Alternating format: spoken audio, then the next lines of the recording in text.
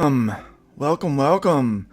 I am here with the one and only Doc Blaylock, and Hola. we are going to be talking about his campaign today. A little bit, mostly Just about a little. him. Just A a little bit. little. Just a We're going to be little. drawing a swamp monster and a sexy witch. Yeah, man. That's what we're going to do today. So I've already thrown down some preliminary lines on this, and so we'll get into this a little bit more. Doc, can you throw your campaign link in the private real quick so I can Sure. just copy it over there to the comments so Will people do. can find them easily. We're going to be here probably for the next, I'd say, hour and a half. That's usually what this takes. And we are going to have a pretty good finished ink product, hopefully. Hopefully pretty good. Nice. That's the goal. That's what we hope. That's what we hope for. You'll keep an eye on the chat I and will. talk with people. We'll answer questions. I'll have some questions for you, and we'll get into drawing this thing. And just you and I will have a little conversation Works for about me. your character. And hail So, Marty. Hail Dr. Mask. hello. All right. So I'm gonna go ahead and tighten up my sketches a little bit here. I'm gonna start with the. I'm gonna start with the blood. Right. That's the way to do it. Yeah. That Start with the blood. she is the blood, he is the mud. And we were talking backstage about how much we both love swamp monsters. Yeah. And I'm going to tell you, I haven't talked to an artist yet, and I haven't talked to a lot of writers about it. I have yet to talk to an artist that doesn't love swamp monsters. They're so much fun to draw. Yeah. Yeah. So much fun to draw. So, what is your favorite swamp monster? Man thing. Man Thing. He's a good one. Nothing at He's all a good one. against one thing. What makes you like him more than Swamp Thing? I like that he's just this mindless force of nature that inhabits this crossroads. Of course, that was retconned in. Originally, he just lived where he lived. Yeah. But just that he's this mindless force of nature. He doesn't have an agenda. He's not a hero. He's not out righting wrongs. He just does what he does. He's drawn to strong emotion, Does his thing. and he does what he does. So, this character reminds me a little bit of Selma Blair when she was younger. Okay. A little bit. Like, there's kind of that vibe about her. Not necessarily with her like her looks or anything, but definitely with her vibe. Right on. Right on. I got to refresh my memory about Selma Blair. You should definitely refresh your memory about Selma Blair. She's fantastic. Okay. Yep. Yep. Yep. And let's see. She was Cruel Intentions, Hellboy, Sweetest Thing after.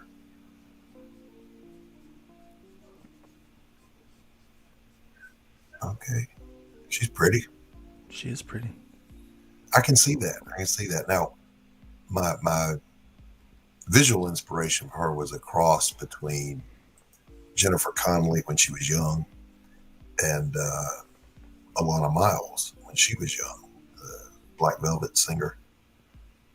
Both Black of them, Black Velvet. yeah, Yeah, I should probably both not of try them to sing. sultry brunettes, with very expressive faces.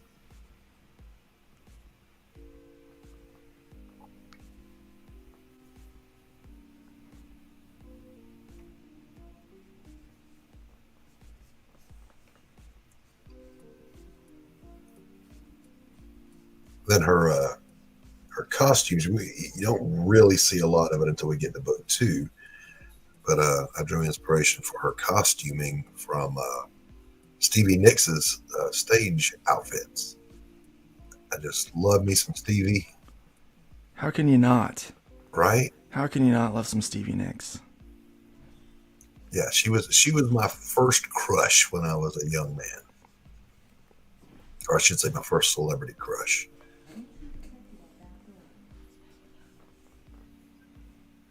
And then, of course, her personality is all John Clark from Tom Clancy.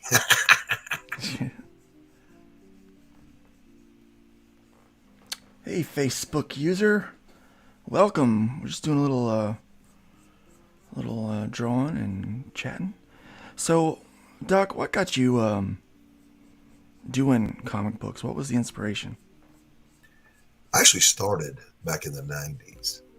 I was working on my degree for psych, and I needed to make a little extra money.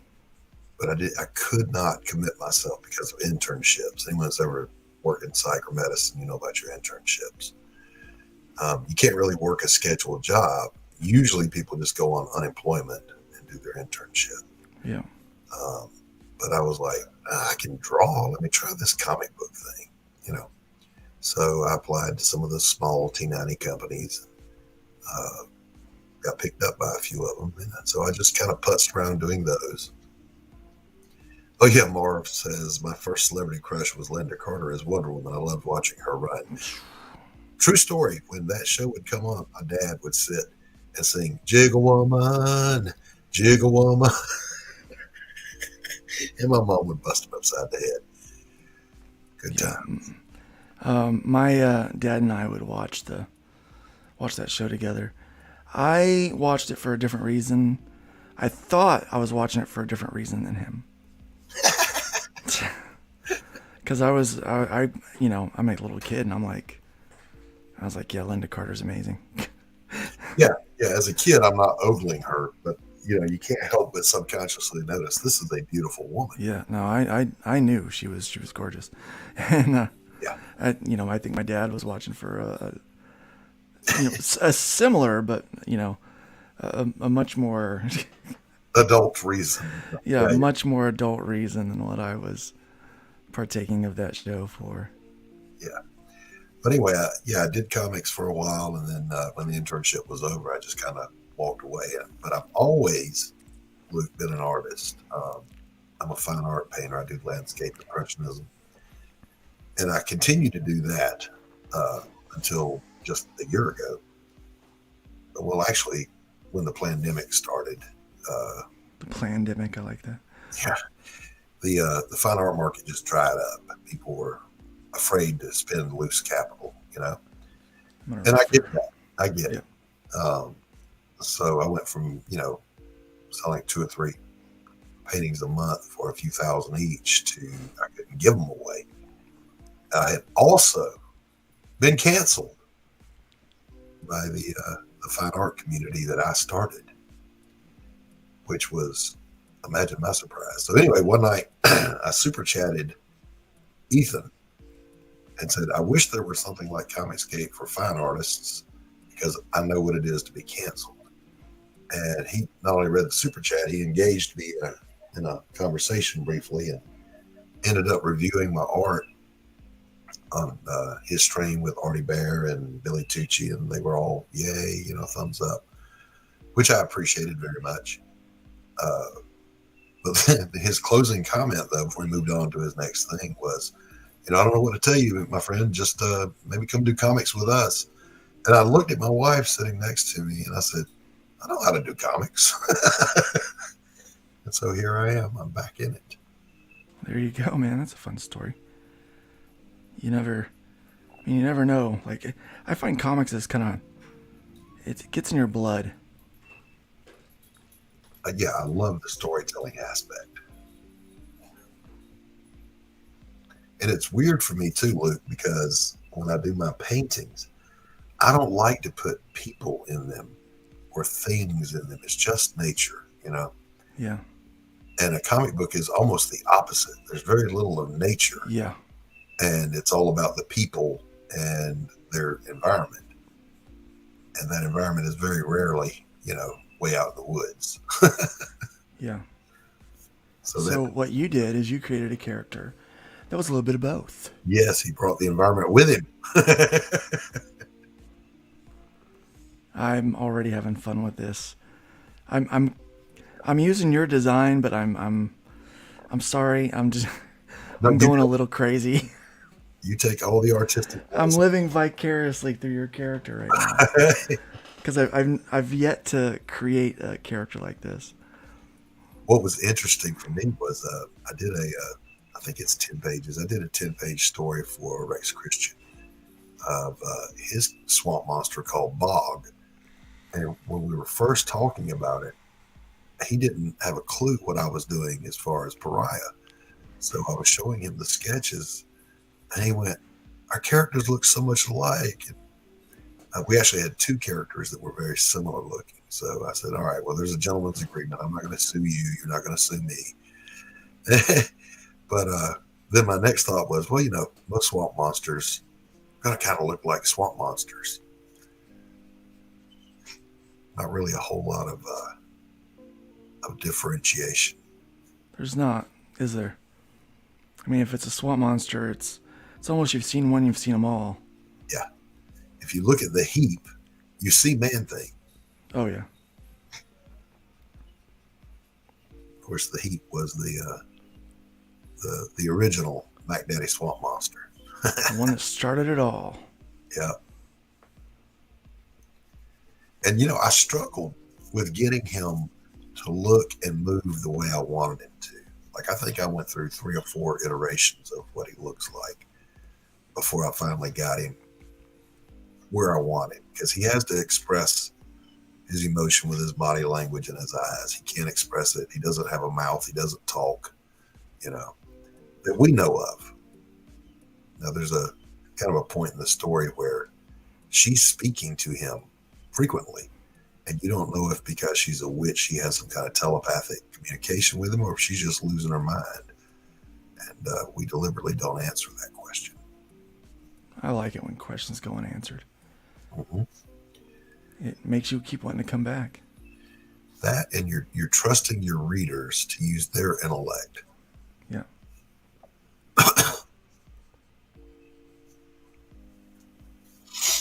Yeah, I like where this is going already.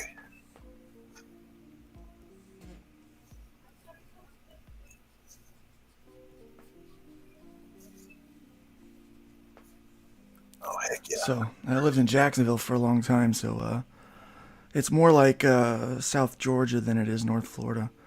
So we have Spanish moss everywhere.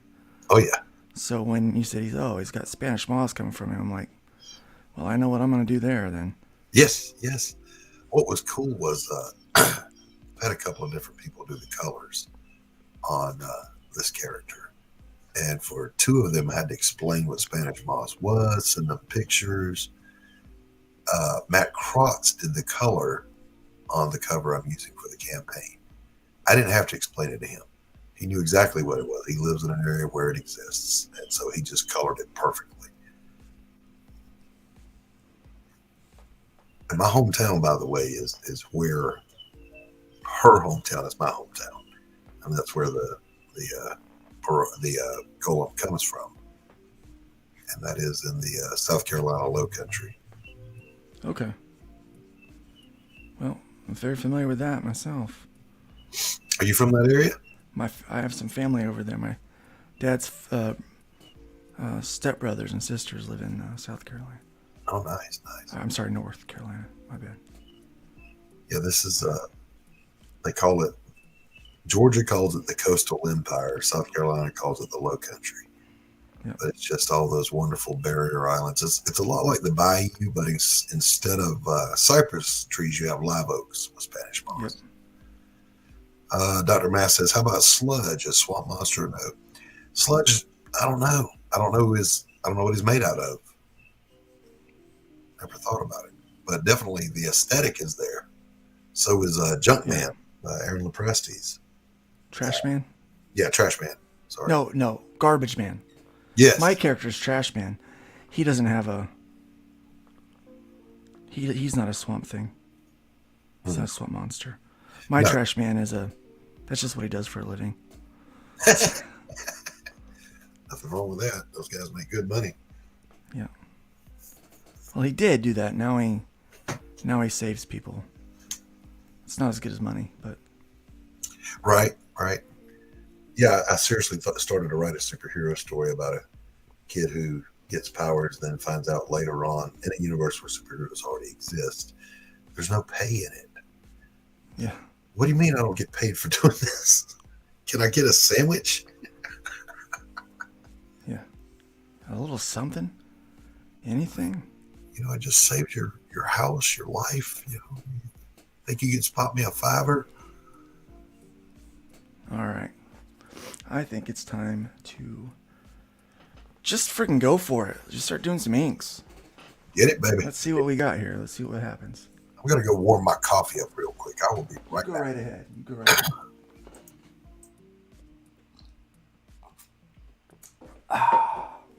Gotta have that coffee, guys. I'm gonna go a little bigger with my brush here. Let me see what I want to do. I want to do I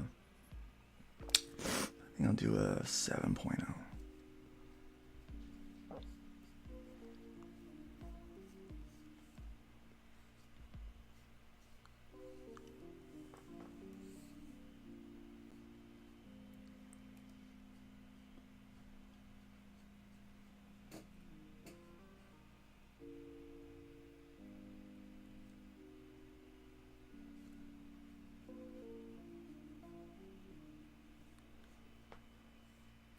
Thanks, Marv. Appreciate it.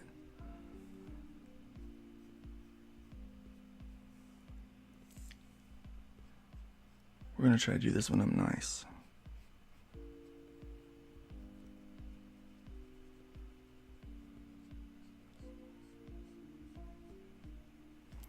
So guys, I know we're not here really to shield Doc's stuff too much, but really he's been shadow banned and he needs some help over there on PARIAH. So if you guys can find that link that we just put in the comments and make your way while you're watching this, of course.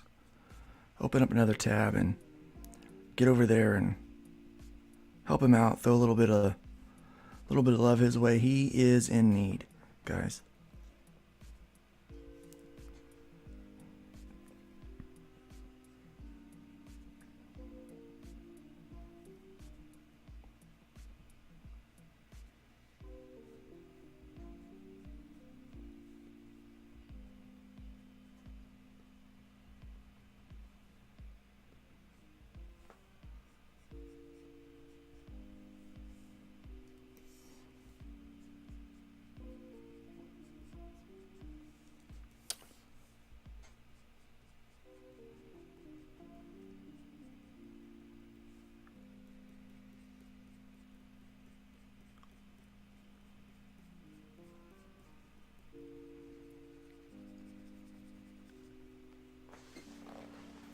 Well, that was disappointing. Yeah, what was that? The pot was empty. I've got more brewing, but That's never good. Dr. Mass says sludge is made of sewage and chemicals, but he does like some. Yeah, you know, so not really a swamp monster, but a same aesthetic. Hello, Fanta. Welcome, my love. Good to see you as always. Marv says, I'm trying to understand StreamYard for the Simcast.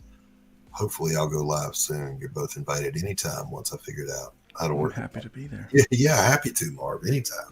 Love Marv. We've known each other for about a year now, and I really like the guy's work. We have a good time when we hang out. Hey, Carol. Yeah, I'll throw you a handful of Rice Krispies down there. Welcome. Carol is a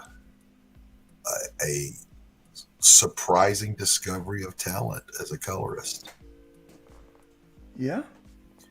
She colored both of the black light tapestries for my campaign and just did an amazing job. Of course, I had to beat her and lock her in the basement to get her to do them. Well, I mean, don't say that out loud too much. Well, I feed her. All right. She gets a handful of Rice Krispies every day. Well, that's good then. I mean, a person doesn't need much more than that. Right. What more do you need? There's a leaky pipe down there, so she has all the water she wants.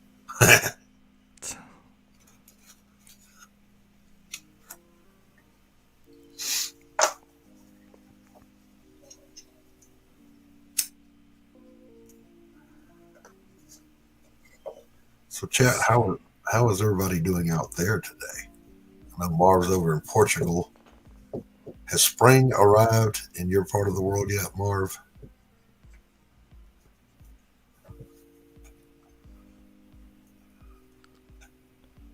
We had a little bout of what it looked like was going to be spring, and then it got cold again.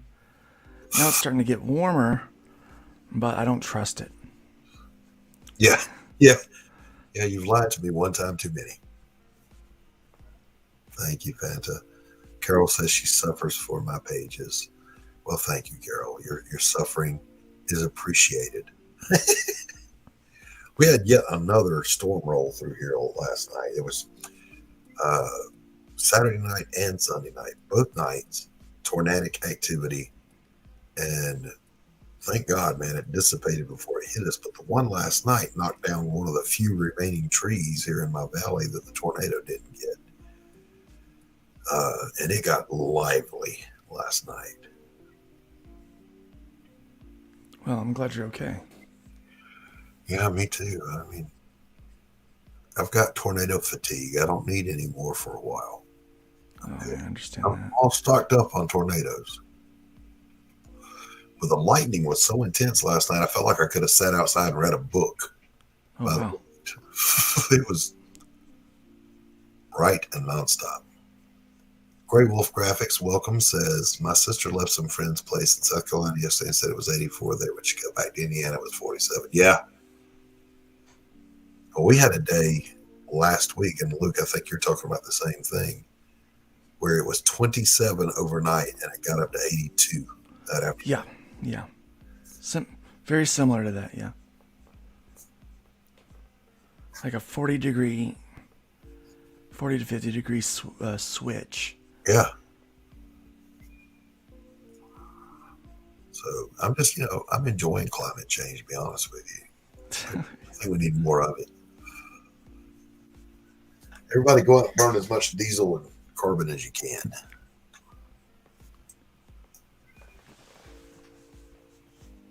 By the way, the comments made by Doc Blaylock in no way reflect the beliefs or attitudes of Luke Stone. Yeah, you got to say stuff like that nowadays, don't you? Yeah. Except in this, we are both Christians. I am an unashamed and imperfect Christian. No reason to be ashamed. That's exactly right. Although the left want to be. Yeah, no reason to fake being perfect either. Exactly.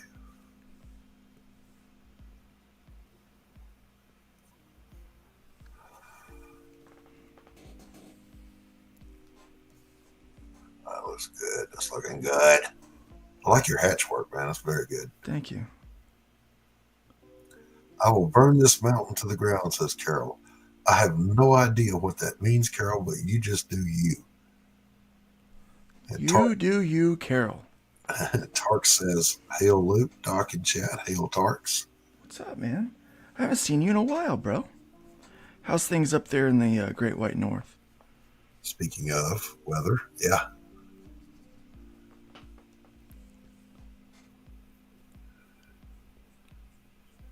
Yeah, I put that on my list I have a running list, Luke, of things you will never read in my obituary, like his chute didn't open because I'm never going skydiving. Add to that list, he was buried in an avalanche because I'm never going anywhere where there's that much snow. I had no intention of coming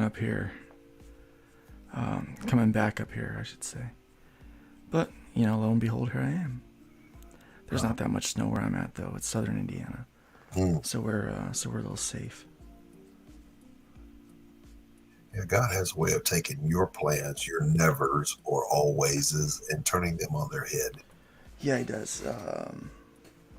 It's not my favorite aspect of God.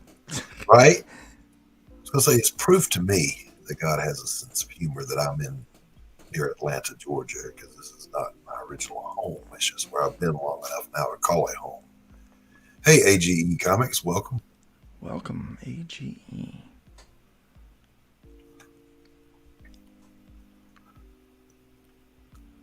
This is a fun guy to draw, man. I get lost for hours in the details.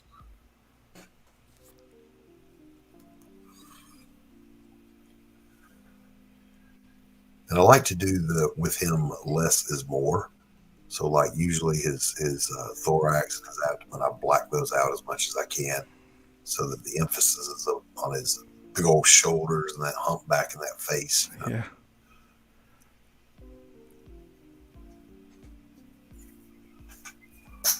Fanta says, I lived in Angola, Indiana for 3 years. Fanta, did you get this storm activity yesterday? I saw it came out of western Mississippi and rolled right through Alabama to get to us.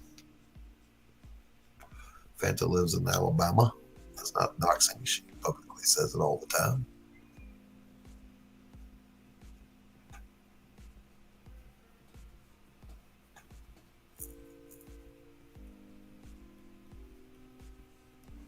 Notice I penciled the lady first and then inked the monster first. There's a reason why. Tell me why. The reason why is because I want to get all of this heavy. I want to get that out of my system. Yeah, there you go. That way I can get real delicate on her. Oh, did you get the references I sent you? I did. Okay. I haven't popped back over to Twitter yet. Twitter frightens me terribly. Twitter's a crazy place. Grey Wolf says he grew up in Nineveh, Indiana, next to Camp Atterbury. I know exactly where that's at. I grew up in Kokomo. Fanta says, not yesterday, but the day before, that it took out our mailbox. Yeah, 2 nights in a row, we had some major storm activity, and there was a tornado spun up out of the Saturday night one in Mississippi that killed a few people. Man, I have a whole new respect for I hate hearing that. For people that go through that stuff, because ours happened in January, and I'm still digging out, still fighting FEMA. Don't ever think when you hear, by the way, that the federal government is bringing aid. Yeah, no, they're not. They're not really. Yeah, we had a lot of stuff go like that go through Kokomo when we had some bad flooding and FEMA came, and most of the help actually came from local churches. Yep. Stepping up and doing their part. Samaritan's Purse and the Georgia Baptist Crisis Team were the biggest help in this area. Not Georgia Baptist, Southern Baptist Crisis Team showed up here first. And I had a neighbor, I can hit her house with a rock from here. Her house got bisected by a tree. It just sawed it right in half down to the foundation. So I told him, go take care of her first. We've got damage, but not as bad as her. And within 5 minutes, Samaritan's Purse showed up. And they brought 40 people and went to work. I had 5 trees, massive mature oak trees. They destroyed almost everything I have except my house. And I did have one land on the roof and poke some holes, but it was far more than I could have hoped to clean up in a year. And they came with 40 people, and they got those trees sawed up. They cleaned up the debris. They were just amazing people. And that's great. It's great to hear, like, when things work. Yeah. Yeah. Gives you hope in humanity. Mm-hmm. When you start seeing it work the way it should. Oh, yeah. They were good people, too. We had fun. AGE says, when my house flooded, FEMA brought me a broken broom, and that was it. Well, we had filed that there was substantial roof damage, and the FEMA inspector showed up. He didn't even look at the roof. And in his report, he put no structural damage noted. And I'm like, okay, so we went down to where FEMA is headquartered here locally. They're over at the senior center. And we took them the photographs of the damage to the roof. And the woman said, well, why did he say no, blah, blah, blah? I said, I don't know. He never looked at the roof. He didn't bring a ladder. He didn't get up there and look. Hey, He didn't even stand on his tiptoes and try to get a view.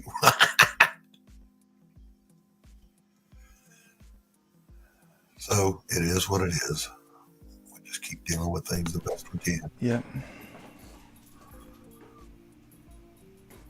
What really needs to happen, Luke, is PARIAH needs to just go to 6 figures so I can afford to get my house and my grounds fixed. Now that sounds like a plan right there. That's. Let's I'm on make it board with happen. that. Make it happen, chat. Give him 6 figures. Yeah, we were talking backstage, and I think Luke and I feel the same way, man. Shilling is one of the necessary parts of doing this in today's environment of indie comics, right? But I can shill other people's products all day long. I hate shilling for my own, and I don't know why. I don't know, man. I feel the same way.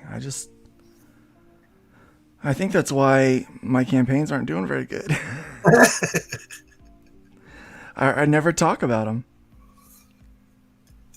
Yeah, I never talk about them. I did. I made a decision. Like when I was in sign up, we had over I think 150 sign ups, but I wasn't shilling it hard. It was just I was determined just let it happen organically, and it did.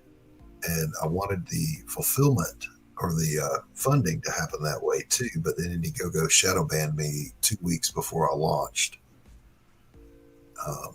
So there's no organic to it. Although they are taking credit for 12% of my funding. I wonder how that works. I'm like, really? So part of it was they count to their own credit people who were on the mailing list. Well, if I was shadow banned when I was in sign up, you don't get credit for that. Yeah. And then the other one that blew my mind, this one popped up yesterday, and one of them through Indiegogo search. I'm like, really? Because I go on Indiegogo and search for my campaign by its literal name, and it does not show up in search. So there's no way it was showing up. Yeah, They're lying. They're lying. They're lying. They're just outright lying. They don't just hate you. They lie to cover it up.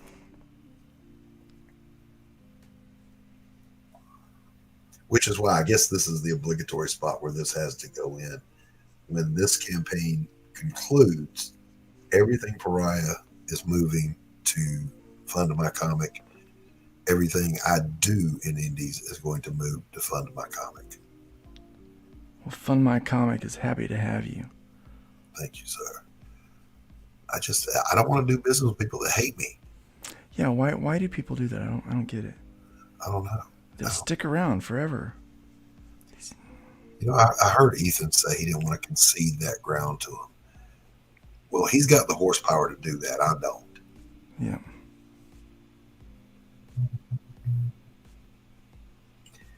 I just can't do it, Captain. She doesn't have the power. I'm happy to concede that ground to them. They can have that. Yeah. I'll make my own. Exactly. Let's get relaxing in here. All right, I think now it's safe for me to go and grab a cup of coffee. I shall be right back, sir. You have to give me permission to leave, Luke. Oh, you're fine now. Go right ahead. Okay, thank you. You don't have to have permission. You can do what you want.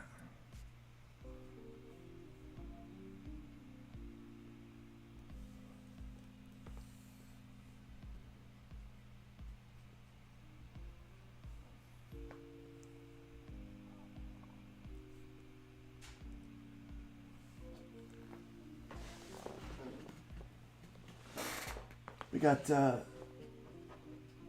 9 people watching right now.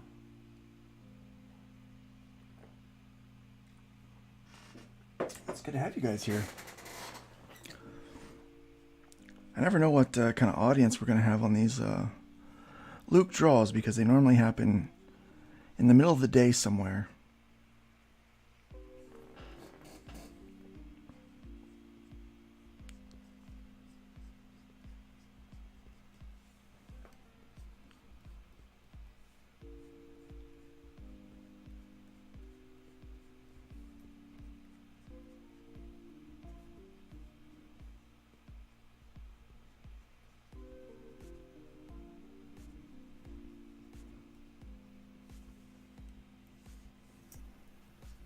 And I'm back. Thank you, Tarks. Dr. Mass says, I like these character designs. They remind me a bit of the Shaggy Man, but he's all hair. Massive Panda is here. He says, hey, Luke, this illustration is looking amazing. Thanks, Except Tom. for the current campaigns are for something entirely different. This is for PARIAH. What in the world is PARIAH? Well, what is PARIAH, man? Tell me, what is it? PARIAH Blood and Mud is a trilogy about supernatural revenge. Ooh, I like supernatural revenge. A young woman is witness to a mob hit. She goes into witness protection, but they find her anyway. They give her, shall we say, the worst night of her life, slit her throat, and leave her for dead. They should have made sure, because it turns out she's descended from a lineage of ancient witches, and she unlocks her power as she's recovering, and aided by a 12-foot tall golem made of the wonderful smelling swamp mud of the Carolina Low Country, she goes for her revenge.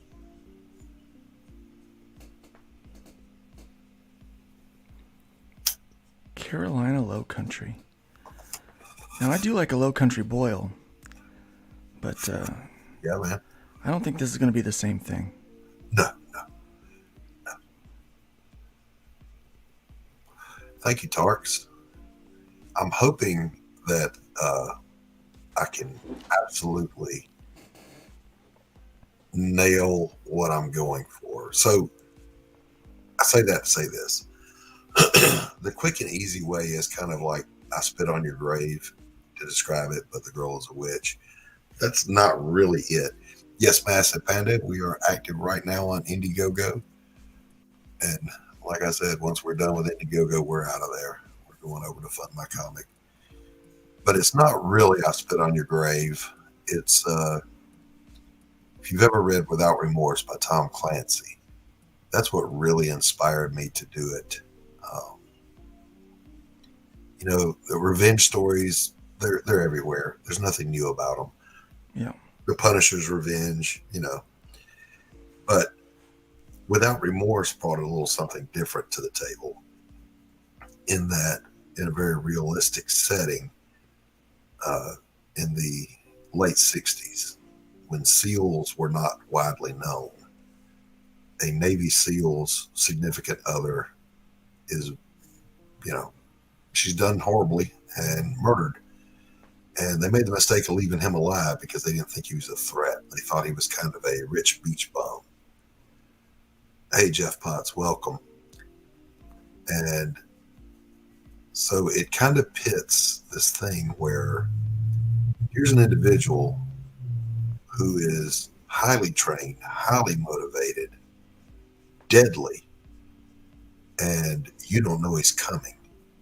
And all he does is dedicate his every waking moment to hunting you down and killing you in the most horrific way you could possibly imagine. So I had just recently reread Without Remorse. It's my favorite Clancy book. And I was already toying with the idea of a revenge story. And just out of nowhere, my brain went, what would happen if they did that instead of to a SEAL, they did it to a witch? And that's where the story was born.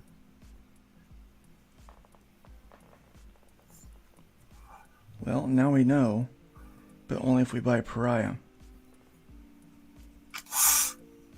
Right? Massive Panda says, yeah, I first heard about Fund My Comic on Dillard's stream, and then I backed his new Buckler comic on launch day. It's cool that you started an alternative crowdfunding site. It's needed. Amen to all of that, Panda. Yep. It has not been an easy endeavor. I will not lie about that, but it has been, in my opinion, a worthy endeavor. Yeah, what worthwhile thing is everything. Yeah, something that needed to happen. So, if it was needed, then it's worth doing. Yeah, absolutely. And I'm glad it's there because that is a huge relief for me. I did not want to try to figure out what I needed to do to appease whoever it was at Indiegogo that I offended just by existing, which has got to be what it is. There's nothing about the campaign that is in any way I mean, offensive. you may not be able to appease. Like, Right. that's just the sad part. Like, that may not even be an option for you. Exactly right. Or for Because if it's for whatever reason. and like we talked about before, Luke, I'm literally one of the demographics that is perfectly okay to discriminate against and hate. Yeah. I'm a straight white male. I'm a Christian conservative. I'm a veteran. Holy cow, I'm the most hated man in the world. In the hierarchy of intersectionality, yes, you are Yes.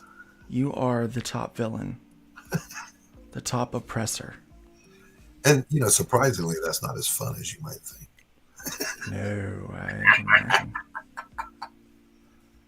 So I along like the, to be the most hated man in the world. yeah.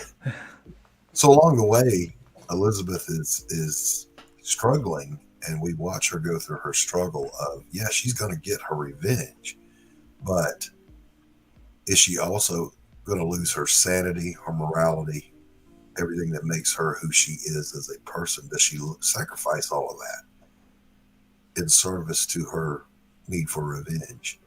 So we're going to watch that struggle take place in real time with her.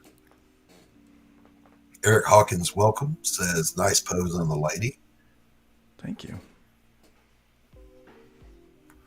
Master Panda sharing the laugh with us. Because Luke, you're in that hated demographic too. I am, yeah. The only thing I'm not is a veteran. Right. Yeah. Well, I mean, being a Christian really moves you up on that hate scale. Yeah, I was a pastor, so that Right. Not only am I in that hated demographic, I preach the message. Yeah. Well, now, I haven't told you this. Hanging to my right over here is my license to the ministry. Oh, nice. I was not the kind of evangelist that goes and wears loud suits and preaches revival. I was an evangelist who would embed with the church and help them grow by reaching the lost. Awesome. Training their outreach and leading them in outreach. Harvey says, to really be an oppressor, you must be European, or of European descent. Mark. I am of European descent. My family, the Stone family, were some of the first to colonize the United States. In fact, one of my great-great-great-great-great-great-grandfathers was the very first elected official in the United States. Oh, So, yeah. Nice. So, yeah, I'm screwed, guys.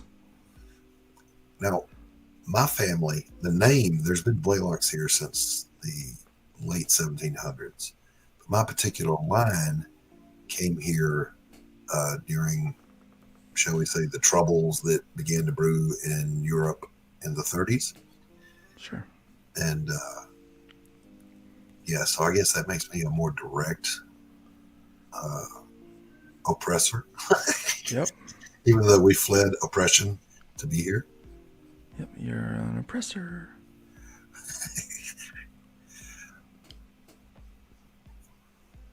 But, it is what it is. Yep.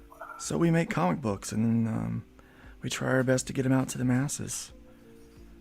And we wind up creating our own crowdfunding sites so that we don't have to worry about cancellations. And you're generally, if you're like me, you're just a nice person who treats people as nicely as they allow you to treat them. Yep. I spent my entire life in service to my fellow man as a counselor, my working life. Started in the military, moved to medicine, got tired of watching people die, went for psychology and stayed there. And I never let, not even once, the fact that someone couldn't afford my services stop me from rendering them. I would see them for free if all else failed. Somebody needs help, they need help. Right. Which is probably why I'm poor. Yeah. It's the people that figure out how to monetize aid. Yeah. I mean, like right now, chat, you're welcome to do this also. Just go look and see how much it costs to book an appointment with a counselor. You're going to pay between $80 to $120 an hour. And I just couldn't do that. Carol says, look, I only bit you that one time. I didn't even break the skin, and you chained me to the wall. Well, in fairness, though, Carol, you had work to do. Dumb question. How do I turn it into an MP4 file? I want to put some funny clips. Well, I can help you with that, actually, Mark. If you go in your search engine, put free online file converter, and I'll tell you the one I use. Let me look it up real quick.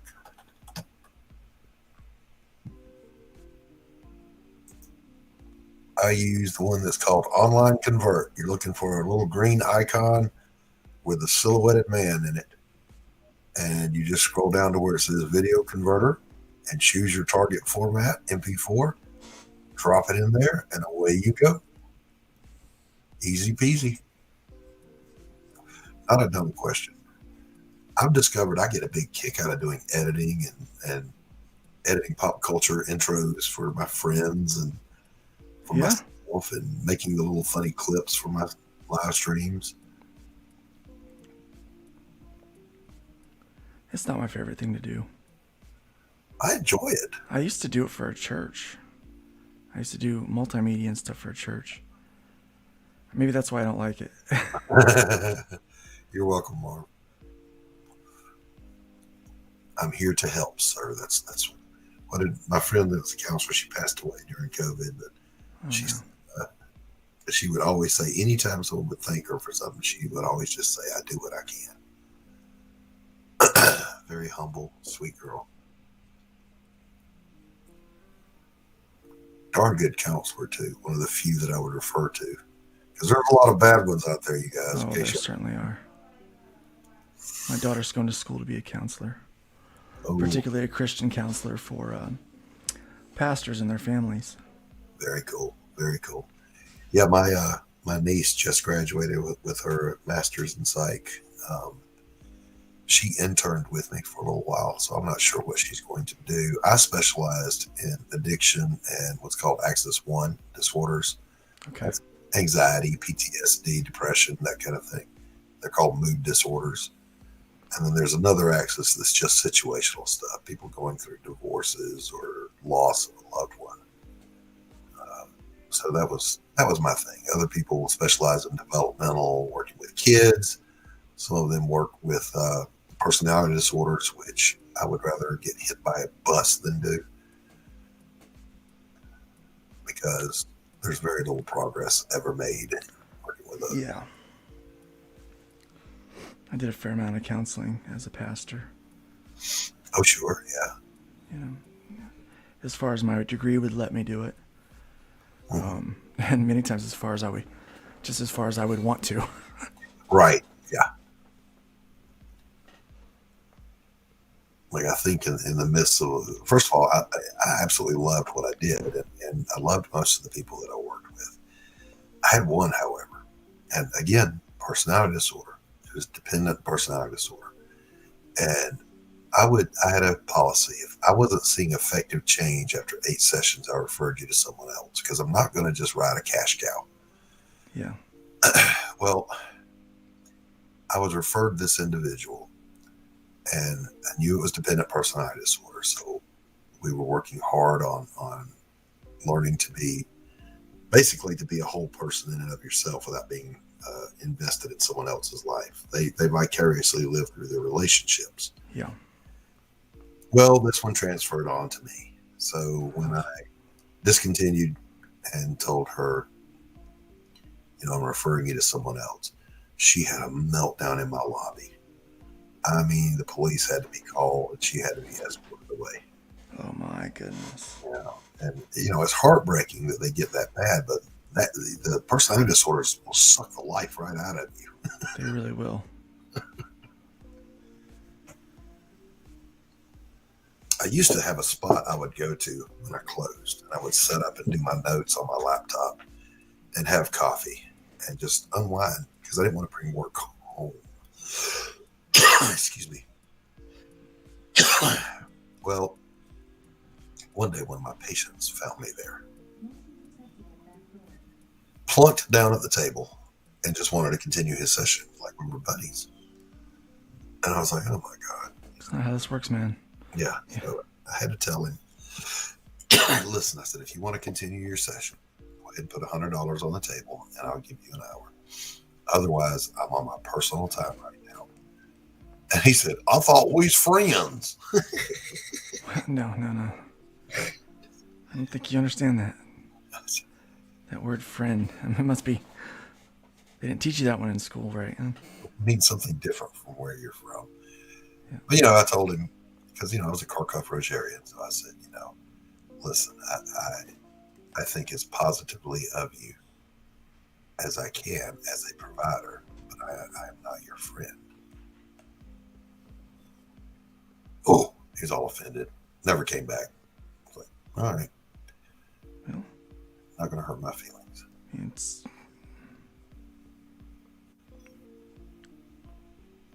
can only do so much, right? Mm-hmm. If they don't understand that relationship, that's the problem. Like that relationship, if it gets muddied. Boundaries. Man, it's looking so good, Luke. Thank you.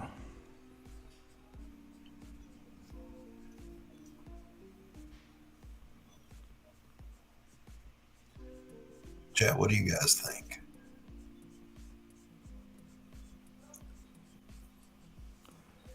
You a fan of the swamp monster here? Everyone always asks me what his name is. He doesn't have a name. She calls him my pet, my lovely. Well, he is cool. Yeah.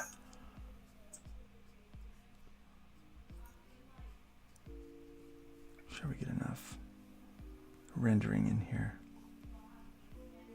That looks pretty good. I think I'm happy with that. Let's look at it from a distance. Yep. Yeah, he's looking pretty cool. Let's get to the lady. Let's get to the lady for a little bit here.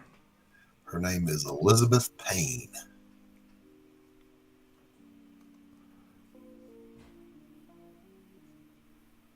Massive Panda says, this looks great. Will this be black and white or color? I think it would look awesome either way.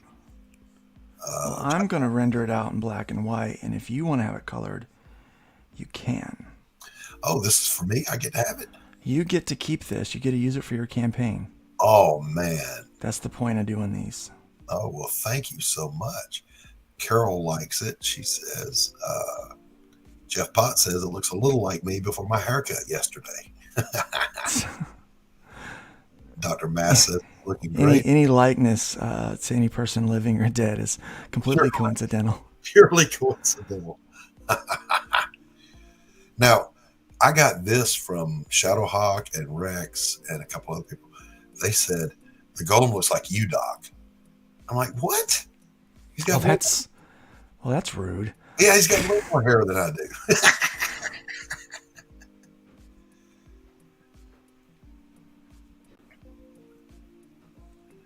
Yeah, the branches sticking out reminds a lot of deer horns and stuff. Yeah, and that's just a great aesthetic, Either way, like if there were big moose antlers sticking out of his back, that would work. Of course, there's not a lot of moose in the Carolina Low Country. No, there is not. You ever get this lighting right? What's that? I was telling the chat, if you ever have the opportunity to go, you actually know this area without knowing that you know it. This is where Hunting Island is. That's where they filmed the Vietnam scenes for Forrest Gump. Tarzan was filmed there. Hilton Head Island is there. Paris Island, where the Marines train, their boot camp, is there. The Big Chill was filmed there. So you know this area without knowing. If you picture Savannah, but quainter, then you've got the Low Country.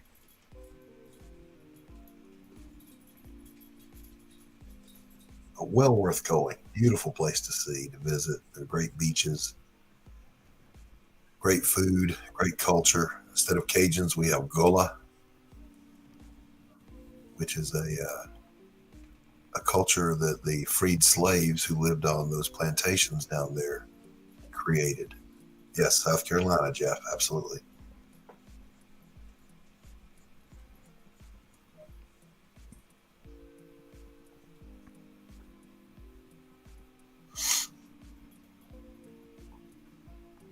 Yeah, I was Does she delighted ever not have pupils? Like, do her eyes like glow with magic? when she's in kill mode. Her eyes go blank. Then I'm gonna leave her eyes blank. Absolutely. Because I think there's something almost kind of spooky about a woman sitting like that, but knowing that she's about to kill you. Yes. Yes. Yeah, she can kill you there.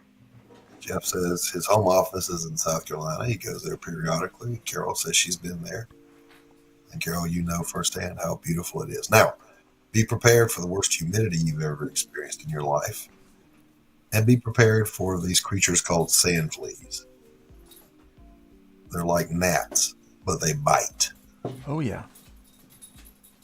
So you have to wear, this was the funny thing to me, Marines wearing a product called Skin So Soft made by Avon. Because the stink of it, and it does stink, repels mosquitoes, and it's an oil, so it drowns the sand flea.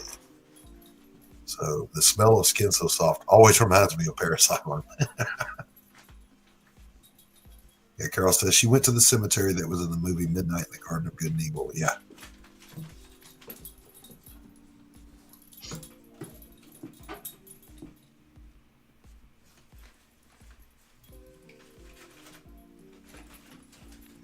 These poles on that right there like that.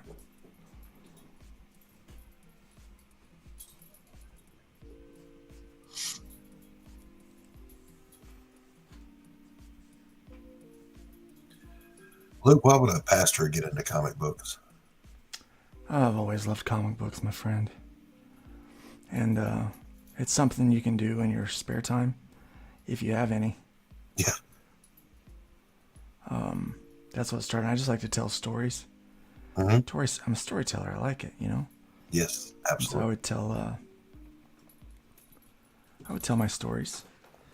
And people's like, well, Luke, you make a Christian comic book, don't you? And I'm like, no. No, not me. No. Wrong guy. Jeff says, yeah, my dad used to have a condo down in Myrtle Beach. We used to go down there with the kids in the summer, and I'd go golfing in 95-degree heat with 200% humidity. Yeah. What people don't get, they'll talk about, Phoenix, Arizona, and all that time. You can sweat in Phoenix. You cannot sweat, which is your body's natural cooling mechanism, when humidity is that high. Because osmosis doesn't work that way. Make you sick there. It just traps the heat in you. Yep. Ray Wolf knows Skin So Soft is great for mosquitoes and other pests. And, it stinks. It's repulsive to smell, but you get used to it. And then you can get an affinity for it. Just like the low country mud stinks. But when you live there, you get so used to it, you don't smell them anymore. So then you'd have friends come visit. Oh, my God, what is that smell? I don't know what you're talking about. What smell? Just some mud. So you said you loved comics. Which comics did it for you that made you want to do this? Man, the first comic that really got me was the Secret Wars number 4. Nice. It just it got me. Nice. I mean, it was hear that jingling in the back? That's my daughter's dog. Little puppy. Yeah, my editor-in-chief, Right, Chihuahua, she is currently asleep. Otherwise, you would hear her going.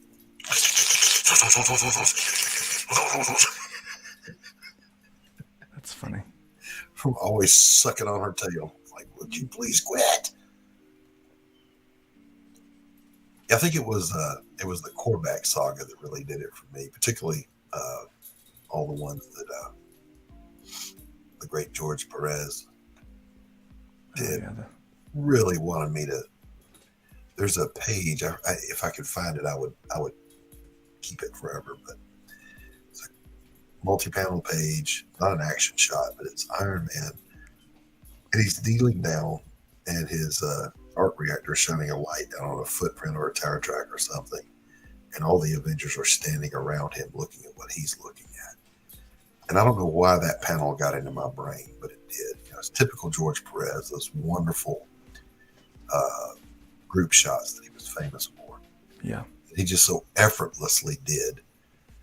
I bet I drew that panel loop 100 times before I was able to get something close to it. Wow. I scared my dad, I think. So I got obsessed, and it was, like I said, Secret Wars #4.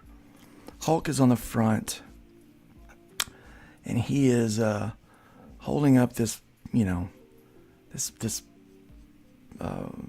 just Earth. Mm-hmm. He's just holding up this Earth, and saving all these other heroes under there. And it got me. Like, there's something about it that just, Yeah. I'm like, I want it. Like, that is so cool. And so I went through and I traced every panel.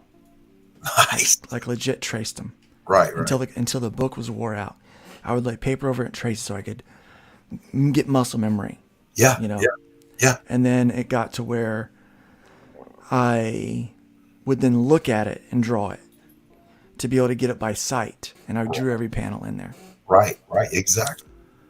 And then I went to where I was like, let me try to draw that from memory. And then I was like, well, let me try to take these characters and draw them my own way, and do that. And then I started getting obsessed with anatomy. Right. And so I went and I got a bunch of those Muscle Men magazines so I can learn how to draw these strong men, all these muscle groups. And my dad come in one night and he sees all these magazines all laid out, all these men in their underwear, muscles all shining and stuff. And I'm sitting there just studying them. Right. And he's like, son, do we need to talk about something? I said, no, Dad, I'm studying anatomy for art. I'm trying to learn how to draw these muscle men because I want to do comics. He goes, oh, okay.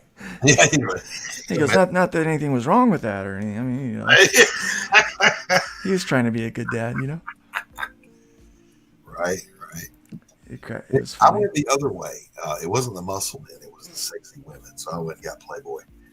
Just saying. Oh well, I had a few of those too, but I didn't tell anyone about them. Jeff Potts said, "Yeah, you didn't leave those laying around from Paris." Jeff Potts says you forgot to mention the gators, the copperheads, palmetto bugs, which are nothing but massive flying cars. You're right. I hate palmetto bugs. I hate them. You can hear them run across the floor. Yes. From the other room. It sounds like little work boots. I hate them. Yes. And they're flying at you. And they can fly. I don't understand why God made those things. Like, what purpose do they serve? Those are mosquitoes and sand fleas. Sand fleas are pretty bad. Ray Wolf says lots of preachers hate creative people and hate art. Control freaks. They attack those they can't control. Some of them do. My grandfather was a pastor for 54 years, and he was behind my art, whatever I did. He didn't want to see the naked drawings. He would just say, don't even show me that stuff. And that was fine. I respected him. Ray Wolf also says, my wife grew up in Miami. Her uncle saw a palmetto bug crawl in a crack when he came over. He sprayed the bug spray there, and thousands came out of that crack in the whole house. They are terrible. Yeah, I mean, we might go a little longer than an hour and a half on this one, bub. Sure. If you're okay with that. I'm down. I'm drawing along with you. Oh, I'm taking a break right now. I'm going to finish this. That's my goal. I'm going to finish this. So, of course, you can't say the R word that is rhymes with grape.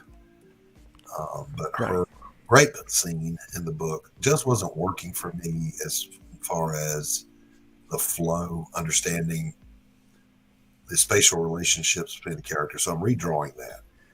And I've got time to do it since I finished the book before I launched the campaign. So I'm taking a little time to tweak that. And I'm really glad I did because the pages are really carrying a lot more emotional impact, shall we say. Well, you Master gotta Pen- have it. I'm sorry.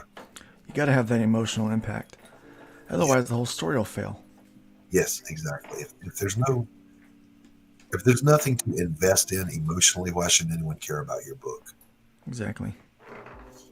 So Massive Panda says, man, I had such ridiculous reference stashed in my room that I didn't want my parents to find. They gave me zero privacy as a kid, so I got really creative with the hiding spots. Now, I did too, but probably not to the degree you had to. My parents gave me a little bit of privacy. The privacy I worried about was from my brother stealing my stash. That's where I had to get creative. Like, I'll put it this way, the air conditioning and the heat in my room didn't work that great because I'd lift the vent out of the floor and drop my stuff down in there.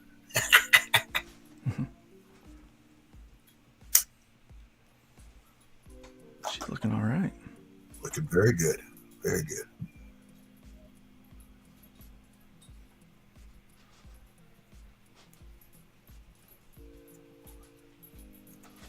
So what we're going to do is, Carol, are you still in chat?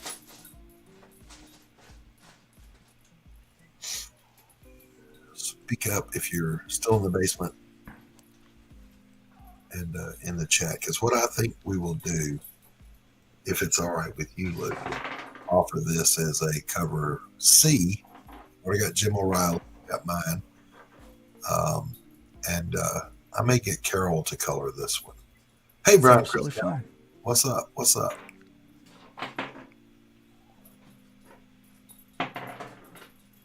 Carol, I'll give you 2 cups of Rice Krispies. That's my daughter's Pomeranian playing with something she's found in my office in the background. She's just having fun. She's got to stay with Pop Pop because my daughter starts her new job today. Nice. Oh, Jim O'Reilly's in the chat. Hello, Jim. Good to see you, my friend.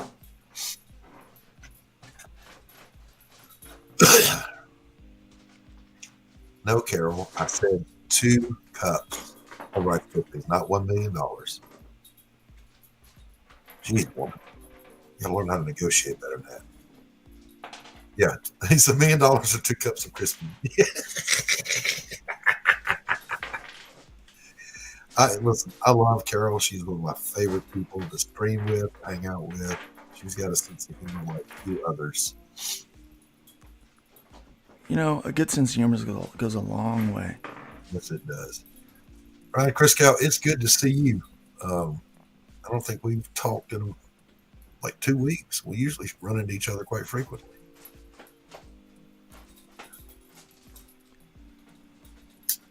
Jim O'Reilly says doll hair, not dollars. That's right.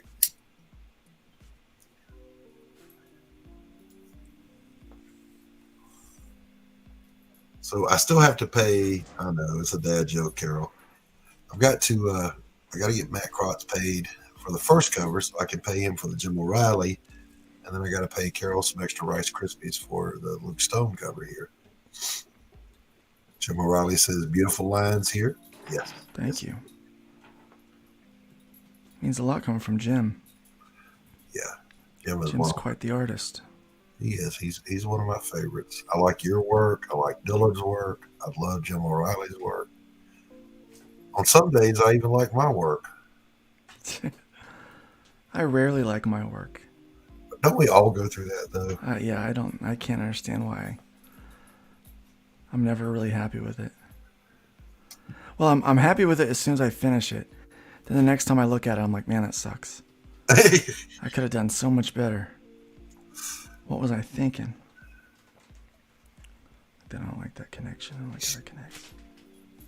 Jim says, slight tangent on that heel suggests moving that foot a little so it overlaps. Right. Yep.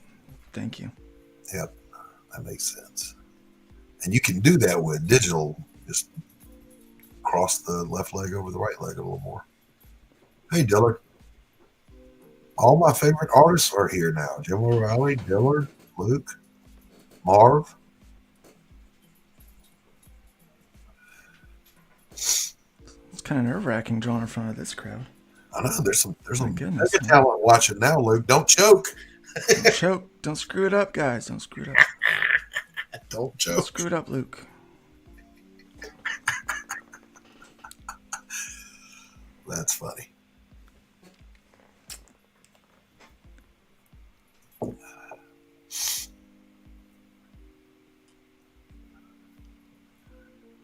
Chat all reading one another, which I always love to see.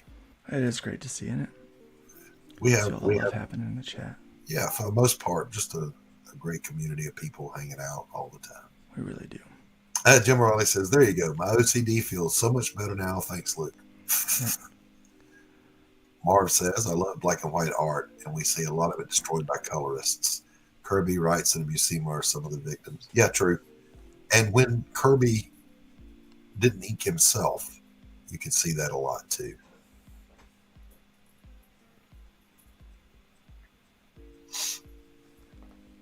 Yep. Yeah, I always need an editor. Sometimes I need people like, hey, Luke, check that out. Yeah, yeah. You screwed something up. Like, oh, okay. Yes, yes. I'm good at screwing things up. Editorial advice from people who know what they're talking about. Yep. And from people who are just fans. I like that feedback, and it helps. Yeah. Like that ankle thing, right? Like that's... Yeah.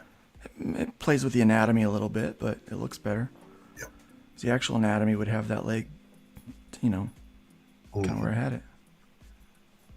Dillard says he's just working on the PARIAH Lightbringer piece, which is looking amazing. We can show that here in a little while. I accidentally originally put this as that I was drawing Lightbringer. I don't know why.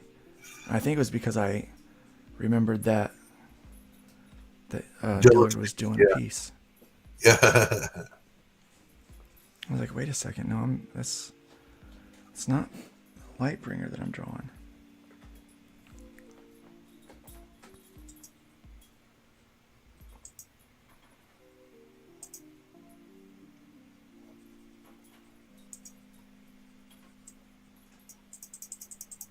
I'm going to send you a picture of Dillard's work so far on that print if you want to share it. It's in your DMs. Okay.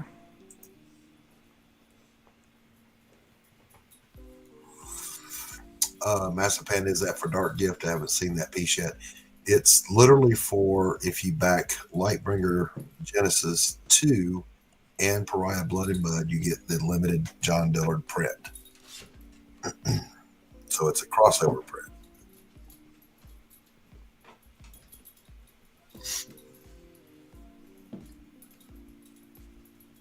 And I was going to say, like him or not, Anthony Romano has been invaluable to me as a publisher editor. That dude, I love Anthony. He's got some good insight. He's got a good instinct for things. He's knowledgeable in the areas where I am completely ignorant, like campaigning and whatnot. It goes back to what we said earlier, Luke, about not really enjoying the shilling part. He likes it. So, I'm like, hey, go shill, bro. I'm not going to complain one little bit.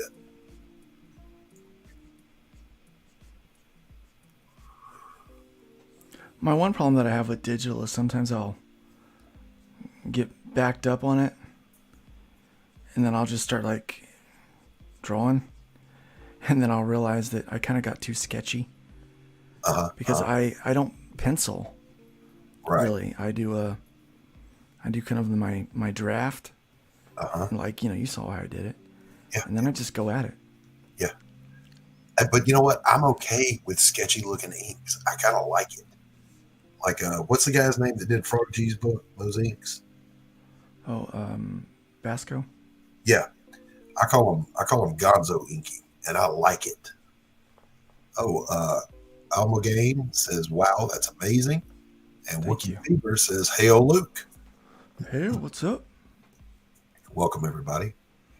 The mysterious and sultry voice you hear in the background is that of Doc Blaylock. Doc Blaylock.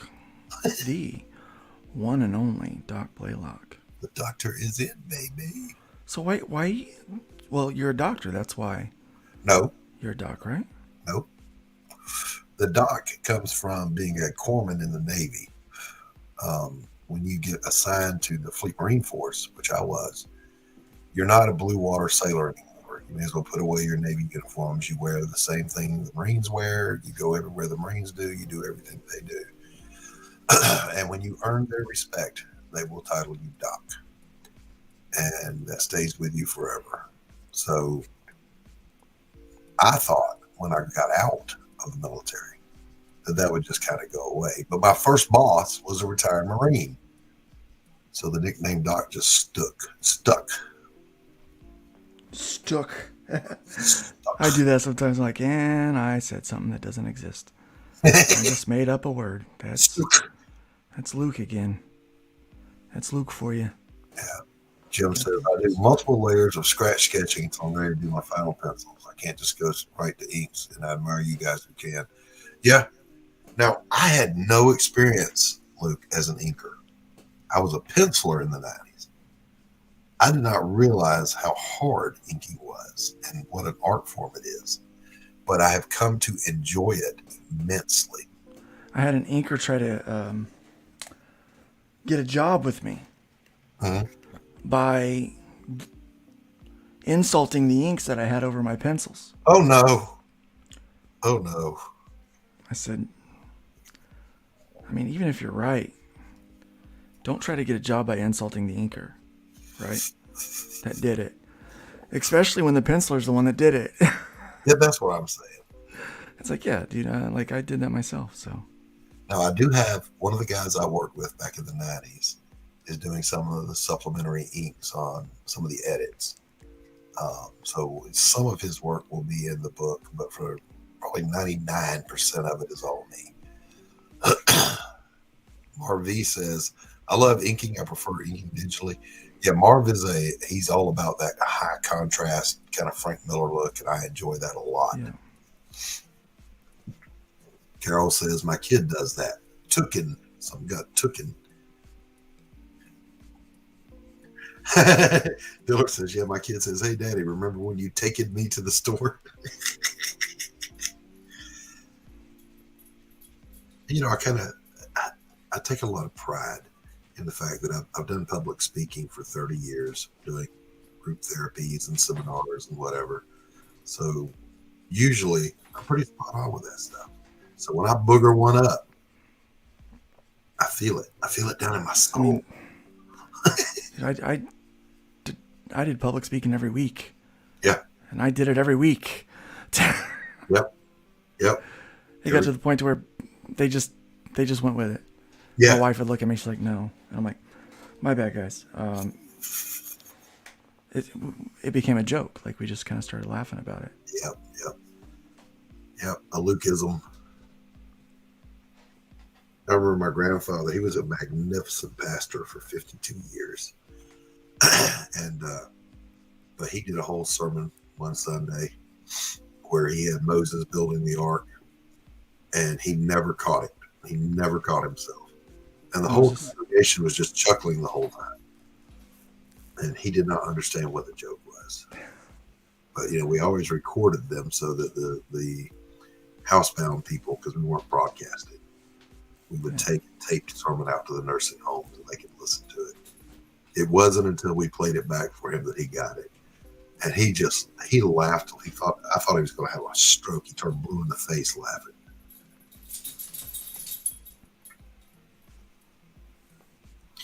When Moses built the ark. Okay, that didn't happen. Right. Didn't quite happen that way. But it don't matter, it's funny. Exactly. All right, let's see what we got going on here. Y'all understood the point. We need to get a little...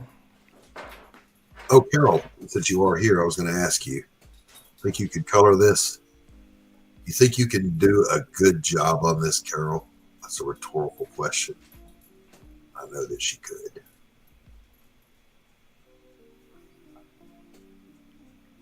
I just got to go buy some more Rice Krispies.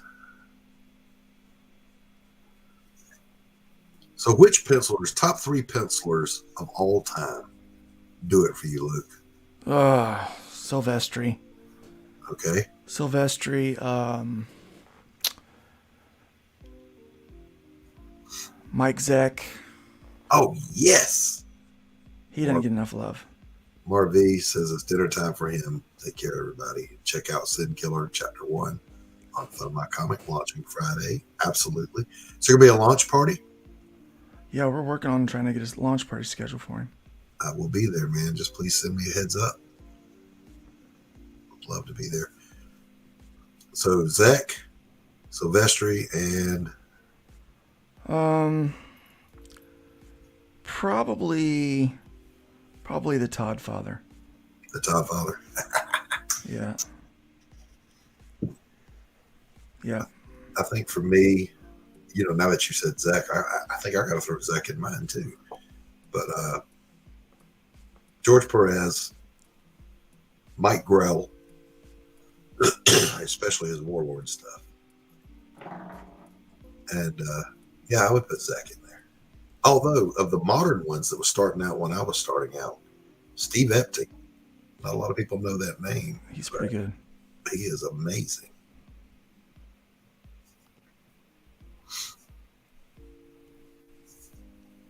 Now, I already liked Perez, but when I actually had the opportunity to meet him at a con, that really solidified it. Because of course, what a nice guy, man.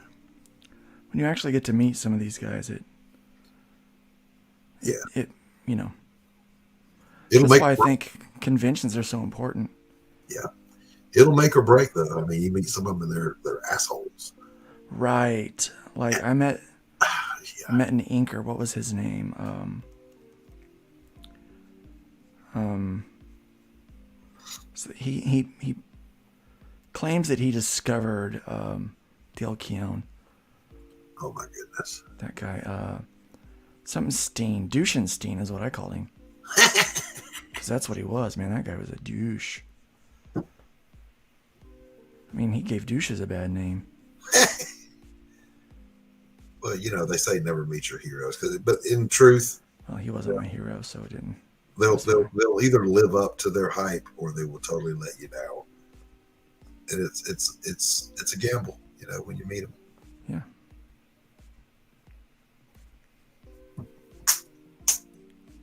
I just like drawing comic books. Like, I'm just happy that I get to do it. Like, that this is like my job. Mm-hmm. That I actually, that I don't go clock in somewhere, that this is what I do. Right. I'm just grateful. Yes. I know I'm not the best. Like I've got a lot of things that need improvement. And I'm working on it. But man, I just love the fact that I can. All right, I got a tangent there? We got some good insight here. So Jim O'Reilly says, I've been enjoying seeing Eddie Barrow's pencils recently. Silvestri is top notch. Jim Lee, Mad, Finch, Frazetta, of course, but seeing the originals in front of you, yes, wholeheartedly. Frazetta is just, he's on that God tier, Yeah. And then Chris Cow says, I've met some of my heroes and been lucky that way, but there are certain creators I admire whom I know not to talk to because of their reputations. Yes. Yes. Yeah, there's a few. It's like, yeah, I'm don't want to meet them because I know it won't go well. And Chris Cow says a little gratitude goes a long way. Yes, it does. And then Dillard comes off with a lie saying, I met George Perez back in the spring of 1955. He was stealing a lollipop from a baby. Let me tell you a story about George Perez. George Perez lives in a little town called Sanford, Florida, right outside of Orlando. I did not know this. This was not information that I was aware of. Okay. I had a credentialing meeting with my board, with my state board down in Orlando, but their office was in a little town called Sanford, right outside of Orlando. And I got caught in a rainstorm and went to a Wawa. And when I was in there, I saw this guy and I said, "Man, that guy could pass for George Perez." And then later on, I found out it's like, oh yeah, George lives over there in Sanford. And I'm like, just right outside Orlando? Yeah. They go, yeah. I go, I freaking saw George Perez at hunkered down during the rainstorm, and so that's I saw George Perez, thought, that guy could be George Perez, and then went on with my life, and it turns out that guy was George Perez. Awesome. So I'm really upset about that. I could have met him, and Could have met the man. told him how much I admire his work, but no, I was too busy not meeting George Perez. You know, I was busy not doing that. Yeah. Do you know our buddy Glenn Fleming? I do. I'm good friends with Glenn Fleming. Yeah, same here. Glenn is a heck of a guy. I love that he just threw caution to the wind and decided he was going to meet Jack Kirby. Yep. And did it not just once, but twice in his home. Didn't interview him like some kind of reporter. He just hung out with him and showed him some art and got to know him and his wife, Roz. And I backed this campaign for Jack Kirby in his own words. And I got the book and the DVD. And it is amazing. Yeah, I've got it sitting over here right next to me. Yep, same. Right here. Within arm's reach. Well worth it. When you see Glenn in chat, ask him how to get a copy. Amazon.com. Amazon.com. And he also has a launch coming up for Hatch. You did. I was about to say Scratch, but it's Hatch. Hatch, what's up? Is the name of the new book, and I'm a fan. I'm a fan of Hatch and of Glenn Fleming, so that's a double dose. Yep.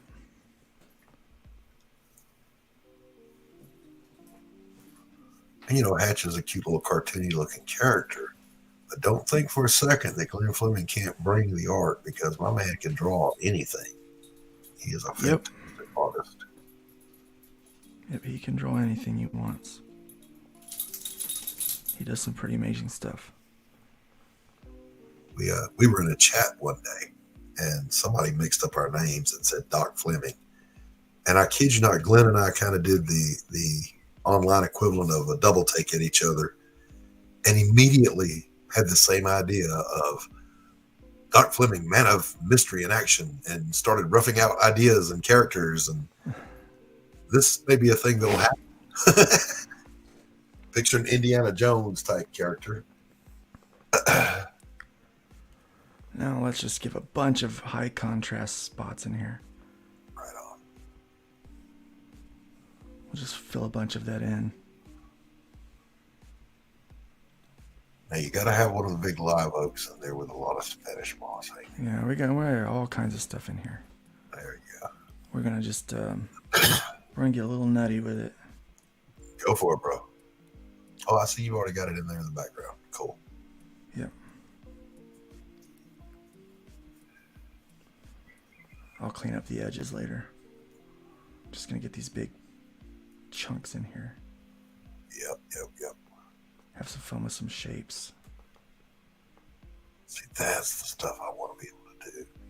Because you know how long it takes to do this traditionally. Oh, yeah. That's why I love digital. Of course, don't tell Glenn. Glenn doesn't like that. Glenn will throw something at you. Yeah, he's always getting on me about it.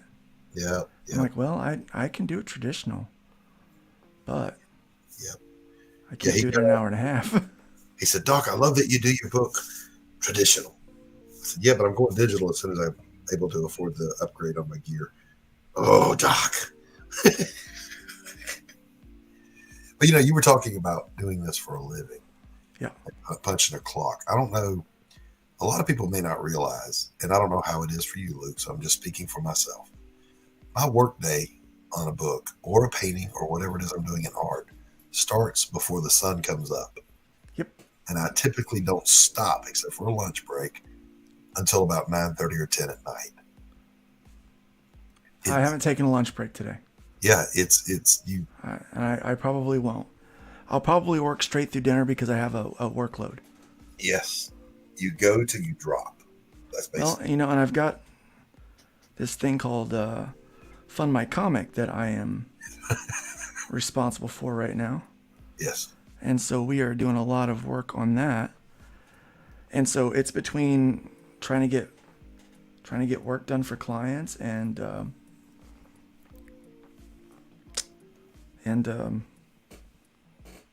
fund my comic. Like, that's my life right now. Yes, yes, indeed. And I'm hankering so much to be able to, once Pariah is funded and goes into fulfillment, I'm going to take a break and I'm just going to paint for a month before I jump back into doing penciling, because I miss painting. Diller goes, what the hell is lunch? Exactly right. So I want to ask the chat, while Jim's here, Chris Gow is a great creator. He's here. Diller's here. So much talent hanging out. While you're talking, I got to take a phone call. Hold on. You do that. I want to know, because I haven't decided, because I've done all this in black and white, what color should Elizabeth's magic be? Carol, I'm talking to you too. I'm talking to all of the chat. In the black and white book on the interiors, it's basically black fire. It's got to be black because, it's a black and white book. But for color, was never able to decide what color her magic is. So chat, throw suggestions. I don't know, green, blue, red, orange, purple, says Dillard. Dillard, of course, a big fan of Prince.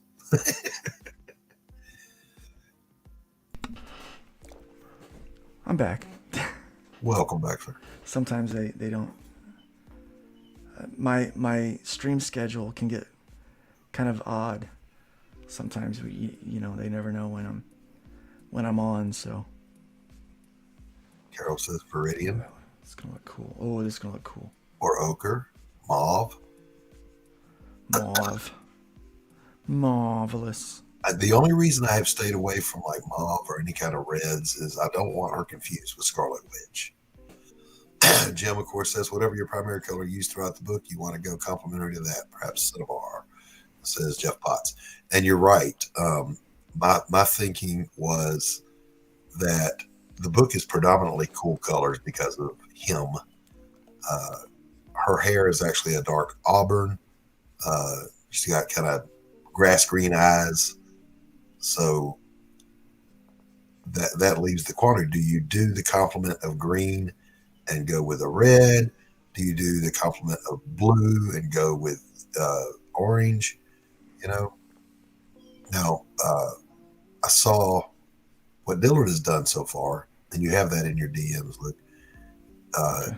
He's got her magic as a blue, which looks good. Dillard says witches are evil, and a deep purple or green fits well. Yeah, you're right. Red Dress Press says, hail all. Welcome, Red Dress Press. Good to see you guys. It's Chris Evans. Chris Evans. The good Chris Evans. The good one, not to be confused with the bad one. With that other one. The other Chris Evans. You could always do pastels and neon like Miami Vice. Man, that aesthetic was something else back in the day. I love that I talk to people that remember the 80s. Speaking of that, this book that I'm doing that is yet to be announced, but it will be soon. That's the aesthetic. It's that Atomic Blonde and Miami Vice mix. There you go. The aesthetic. So there you go. I am very excited about that book. Yeah, Miami Vice. It's not superhero at all. There you go. Miami Vice to me always seemed like it was something made in the minds of the original MTV creators. I don't know why. It just always struck me that way. Oh, Red Dress says the good, better looking Chris Evans, the real one. Jim O'Reilly says purples and greens tend to signify negative forces. I agree. And there is nothing, boys and girls, as you think about backing Pariah Blood and Mud, Elizabeth is not a hero. There's nothing heroic about her. There's one very key scene that demonstrates this where she's on one of her stalks going after one of the people she wants revenge on. And she passes by a young woman who is being given the same treatment she was given that started all this, and she doesn't even notice. Not, oh, I can't spare attention for that. She doesn't even care. So she is a bad guy. She's not a good guy. Guy. She's a bad guy killing bad guys. Is that better? Yeah. Dillard says, when I do suffer a witch to live, which is not often, they usually just throw chicken feet at me. Maybe chicken foot color.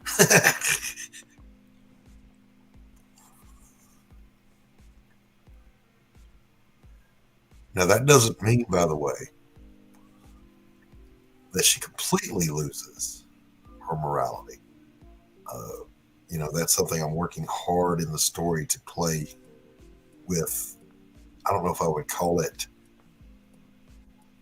what is the opposite of a developing character? A de-evolving, a deconstructing character? Yeah.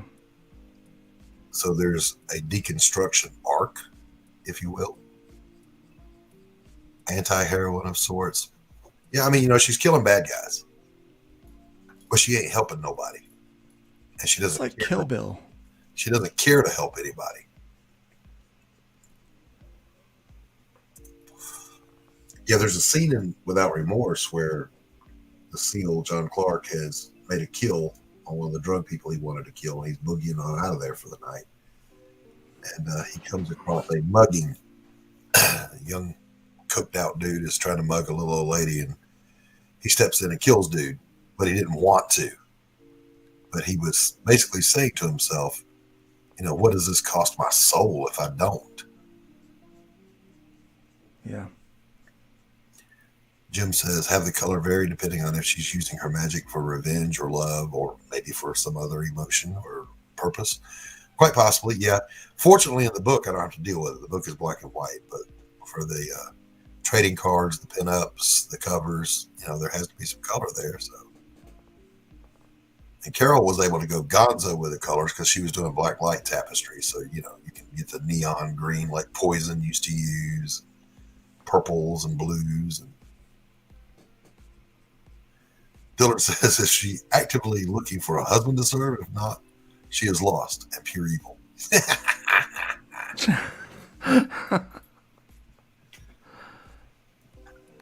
I like Dillard. We do address that issue in book 2.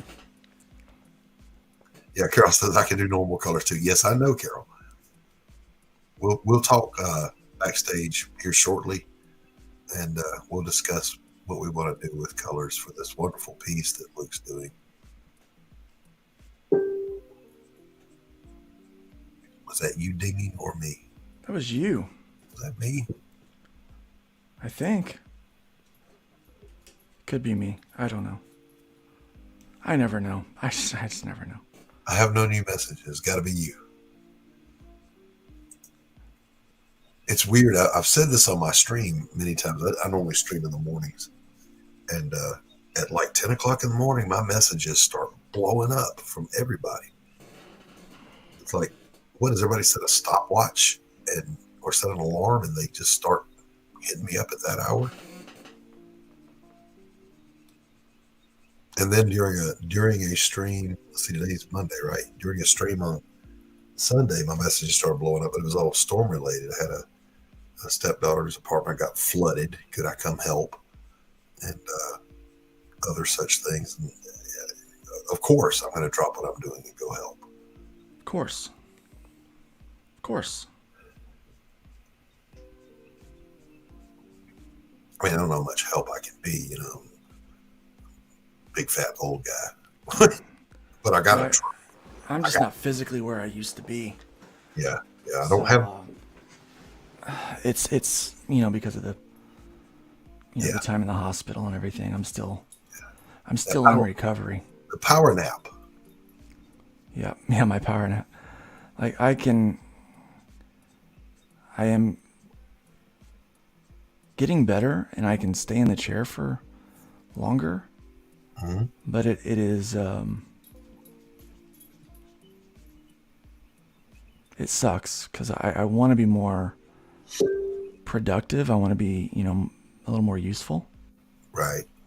But I'm just not. Yeah, I'm right with now. You. Mine is self-inflicted, man. I've still got the horsepower. I just don't have the lung capacity. So, like, if I had to run from here to my mailbox, you'd have to call 911. Just saying. It's the price you pay for that evil smoking thing, John Dillard.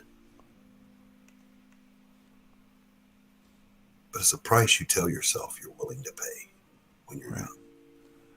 Yep, until you've done it. Yeah. Now, if you get to the point where I'm at and you're surprised by this shit, then there's something wrong with your head. Yeah. How did that happen to me? Yes, I can't believe it. I don't know, sweetheart. Dillard says, for most women, merely the presence of a competent man is enough to ease the anxiety. Yes, that's the only reason my wife keeps me around. I'm soothing and comforting. Certainly not for my looks anymore. We can't all be as good looking as Chris Evans. Or John Dillard. Or John Dillard.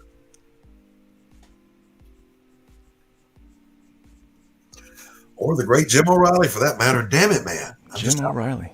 Outclassed at every turn, Luke. I know what you're talking about, man. Feel your pain.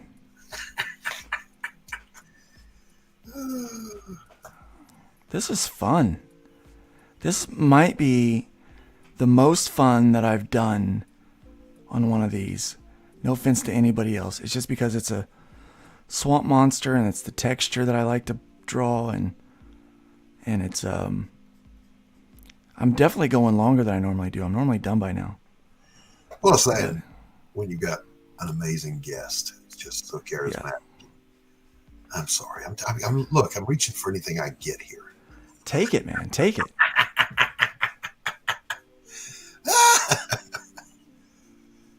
Oh my goodness. Like I like this. Like, you know, I can just kind of go crazy with some of these hatch marks. Yeah, man. This scissor hatching, scissor shading. Yep, crosshatch. Crosshatch. We got all kinds of different things we call it. Yeah, there's hatching, cross-hatching, and the one I like is the box hatching. You know, 3 strokes. Oh, yeah. 3 strokes the other direction, then, you know. Yep.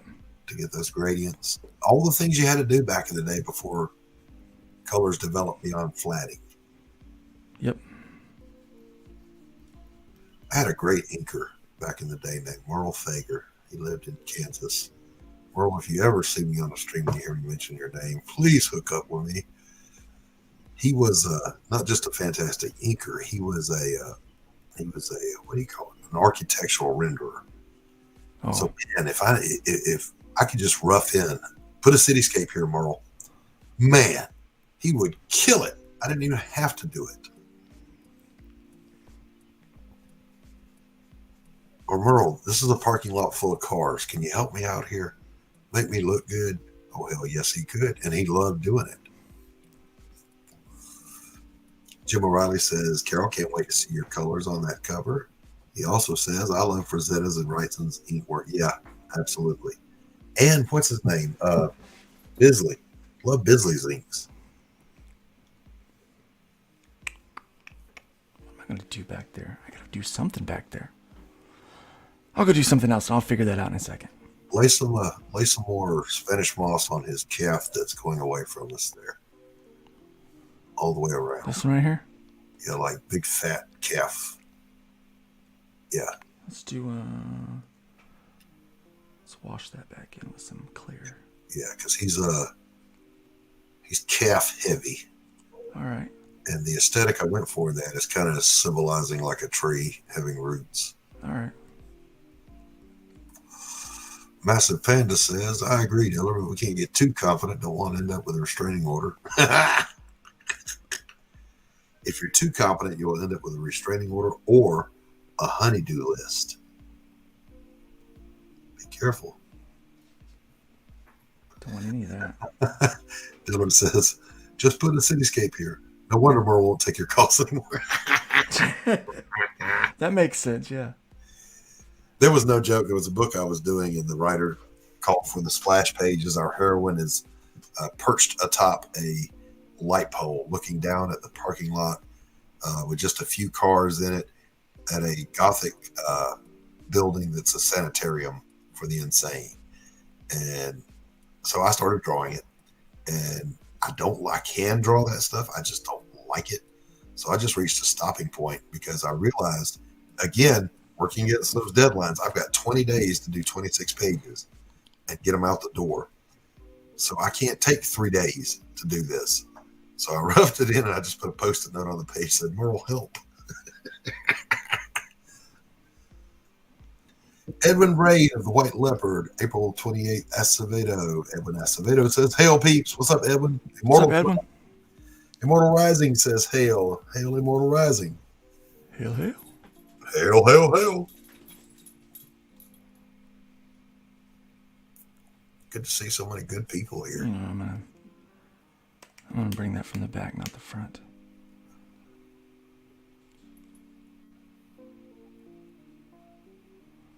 I talk to myself while I draw. Well, I'm usually the only person in here, I do the same thing. so I have to talk to myself. And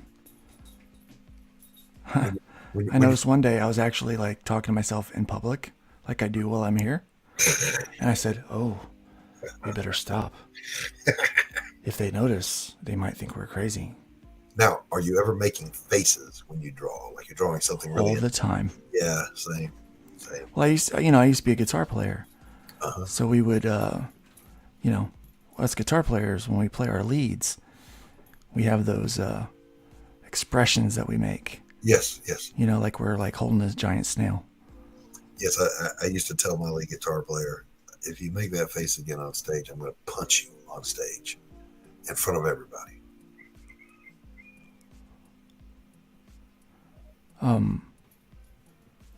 That's inappropriate. We can't help it, man. we got to do it, man. I was sitting there thinking for a second, like, could I play without making a face? I don't think I could. I was like, well, I guess I have to quit. You know, the other part, this guy can't. When you play on stage, it's well known white men can't dance until you put a guitar in our hands, and then we can dance. We can dance till the sun comes up. Yep. I kind of sort of miss those days, but I don't. I wish I could play again, but you will. You will. Maybe. It's not a big deal if I don't, though. I mean, I'm just happy I can still draw. Yeah. So. Well, I think you're going to find that those skills will return. That motor function will come back. Yeah, those damaged nerves are really. Yeah. They're really struggling right now. I mean, it is getting better. Like the arm is getting better. It's part of the team now, but it's. Right. Well, my son, I say that, my son suffered a brain injury last year, and he was weeping because he couldn't even hold a pick in his right hand. He couldn't fret a single chord. But over time, as it's healed, he's back to shredding again. So there's hope. Well, Master Panda says, once you start making noises while you draw, like gunshot noises and explosion noises, people around you would think you're either insane or a little boy trapped in a grown man's body, both of which are true if you're an artist.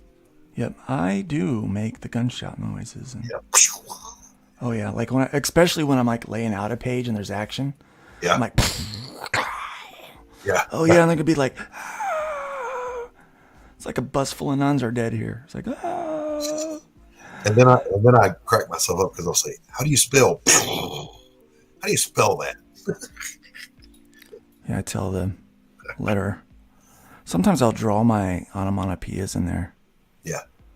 Myself, but I know. I mean, you're paying a letterer. You might as well get some money out of them. Listen, get some work out of those guys. Look, I'm gonna use the onomatopoeia that is literally the word onomatopoeia. Yep. Just put that word on there. Onomatopoeia. Yes, swords clashing. Yes, absolutely.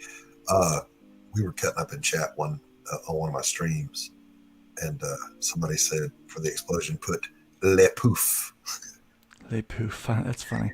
And that one struck me funny. And I swear, every time I draw one onomatopoeia, I hear le pouf in my head. Or like Jim Davis used to do with Garfield, Kershove.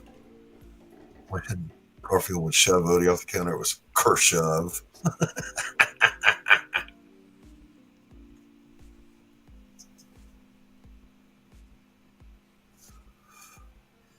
Dillard says, people made fun of me because I subconsciously made the same facial expression that I'm drawing, so I turned off my second cam. Yeah, I do the same thing. I don't know anybody that does this that doesn't do that. Even Ethan talked about it, that he does it. You know, you draw an angry face and you screw your own face up in the most angry face you can. So you can feel it. You got to feel it, man. Yeah. You hear that, boys and girls? There's feeling in our art. If you don't have any feeling in your art, you're probably not going to be any good. Yeah.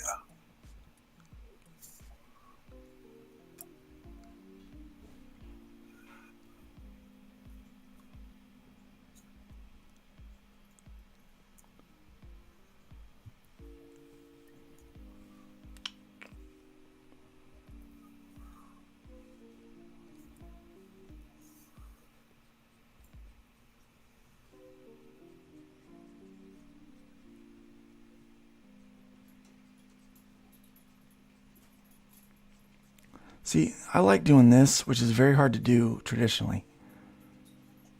Mm-hmm. Counter shading. Yep. But yeah, so I like doing that, and then like, wow, it's my favorite. Yeah, because your jelly rolls, no matter how good you do it, they're going to become a little bit transparent. Yep. Which, if you can play with that effect, you can get some good stuff out of it. Yep. Like I said, I had to learn a lot about inking.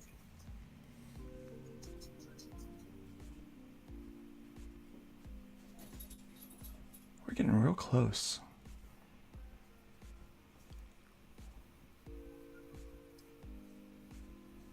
Man, it really looks good, bro.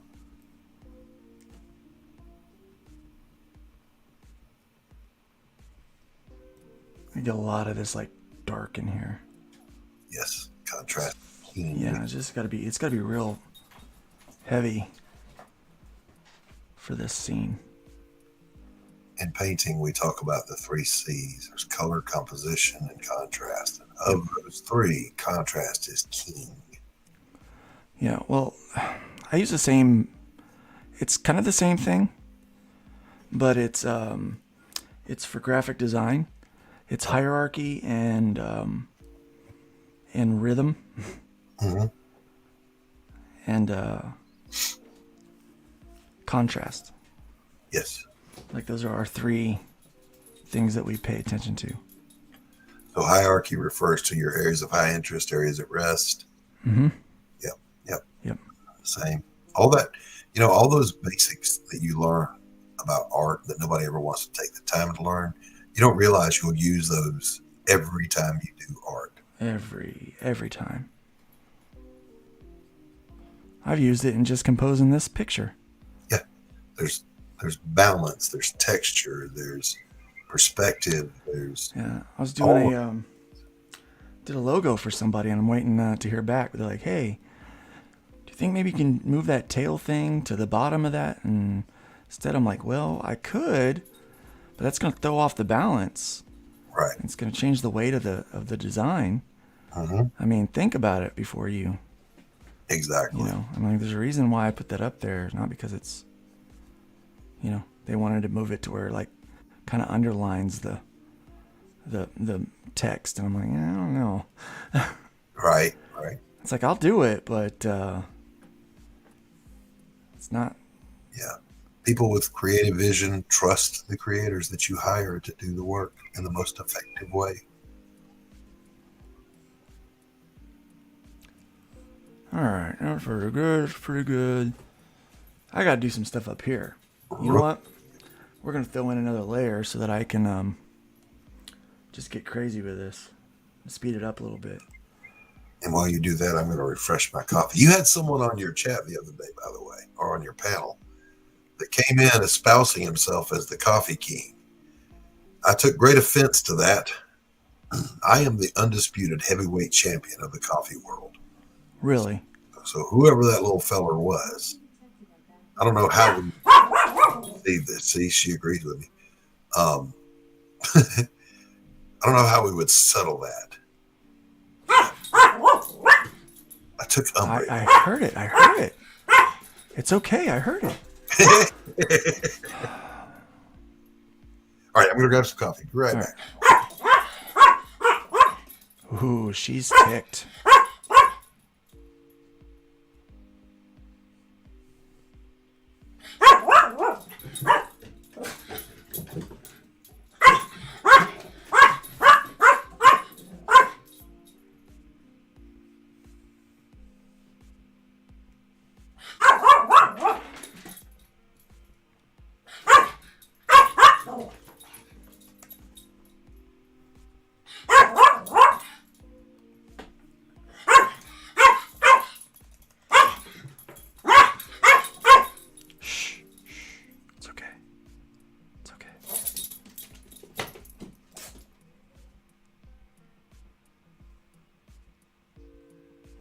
what I'm doing now is I just turn this.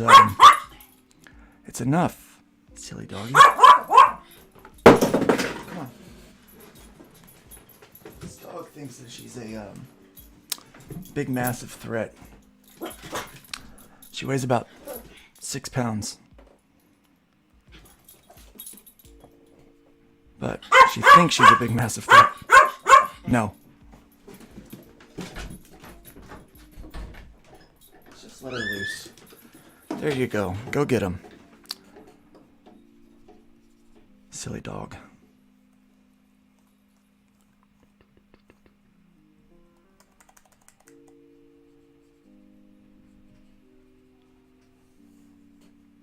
I just make this blue so that I can see it against the black lines that I want to remove.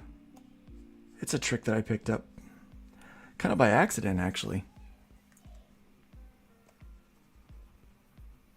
Dillard says, I'm constantly squinting because I'm constantly squinting to blur what I'm looking at to check composition and weight of the overall piece. People claimed I was sleepy, so I turned off my second reason he turned off his cam. Yeah, and you do that, and you guys that are digital, you can flip on the horizontal plane. Yep. The analog to that is you hold it up to a mirror. Always, I tell every student, I teach art at an art school, and I tell every student, check your composition in the mirror before you start working on the details. Yep. That's what I did before we started this. Yeah, see? I went through and made sure that it looked nice. Yeah. If it's not working in the negative, it means it's not working in the positive. Yep. I kind of did that with his pose, and then I decided I liked the negative better. Yeah. So let me turn that back off. Let me get rid of these. Massive Panda says, this is like a new convert sharing testimony. He says, never drank a single cup of coffee until my 30s when my energy levels dropped significantly, which I was warned about repeatedly by the older guys at the gym. And now I'm a proud abuser of caffeine. Welcome to the brotherhood, Massive Panda. God drinks coffee. Okay. I'm starting we're doing a coffee company. After we get this Fund My Comic off the ground. We're starting a coffee company. It's going to be Crack-A-Boom Coffee. It's a real punch in the beans. I like it already. Now, I'm going to go coffee snob here for just a second. There is here locally one of the top ranked coffee roasters in the States. And I mean, right here in my little podunk town, Safe House Coffee Roasters. Look them up online. They serve the best coffee I've ever had, ever, anywhere. In particular, if you go and when they get African coffees in, because that's where coffee originated, folks. Yep. And especially if you can get your hands on some Ethiopian. They usually get it twice a year. That's why it's racist to drink coffee. You know that, right? Yes. But they import directly from the plantation. There's no broker that goes. They deal directly with the owners of the mangroves. They ship it directly to them, green. They roast it on the spot. So somebody picks it, somebody shipped it, somebody unpacked it, somebody roasted it. So you're the fifth set of hands to ever touch your coffee. That's fresh. Does anybody know what that drama was with Black Rifle Coffee a while back? I remember everyone was promoting them and then it just stopped out of nowhere. I have the exact same recollection you do, Panda, and I don't know what it was about. So maybe somebody in chat can tell us. I don't remember either.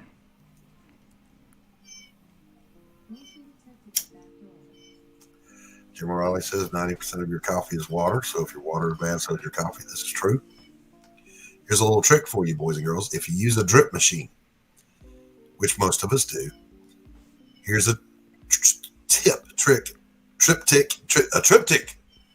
That I learned from my friends that own the Safe House Coffee Roasting. Run half a pot of just water through that filter before you put coffee into it. That water is going to be milky white. That is the pulp residue from the filter. You don't want to drink that. Pour it out, then make your coffee. and you will be amazed at the difference even Folgers has. There you go. Public service announcement, courtesy of me.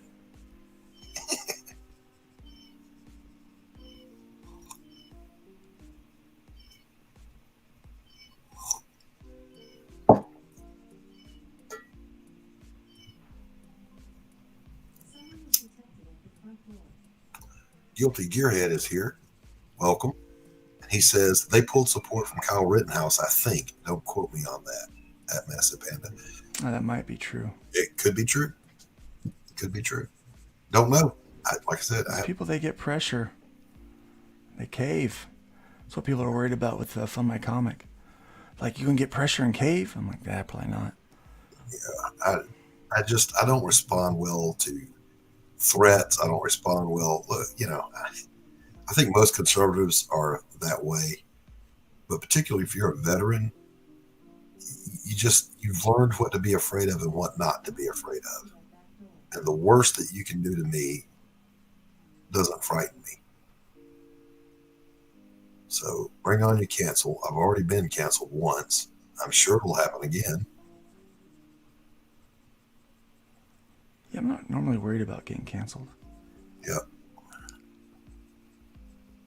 I mean, that's, we're coming up with plans to help keep other people not be canceled, Exactly right.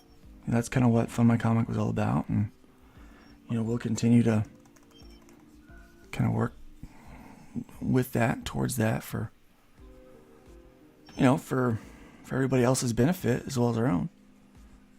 And that looks really good, Luke. Really good.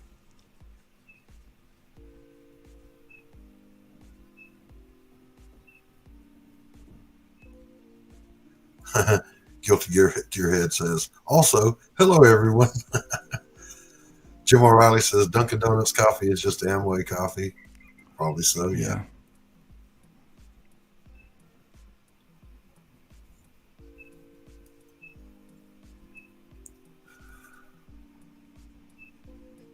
That toning goes a long way.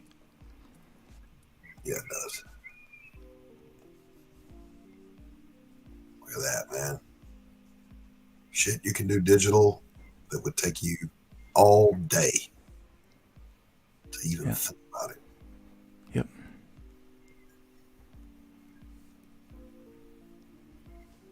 I need to get rid of that over the sticks. Got a little carried away.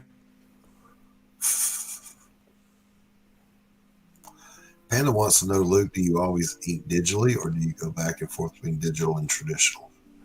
I will do some traditional, yeah. Most production stuff is all digital because it's so much faster, and I've got deadlines to meet and stuff, so that's yeah.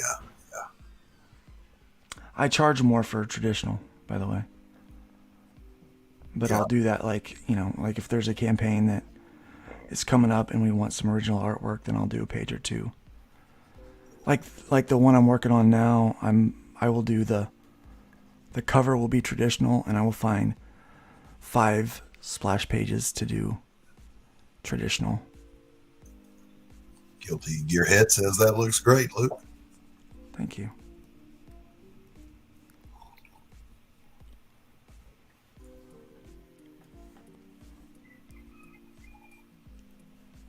Oh man, that coffee is particularly good. Nom nom. Nom nom. Nom nom. Nom nom.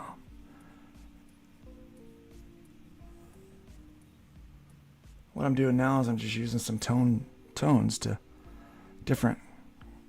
at different levels to kind of bring in some that background texture and kind of give it a sense of like some fog back there, Yeah.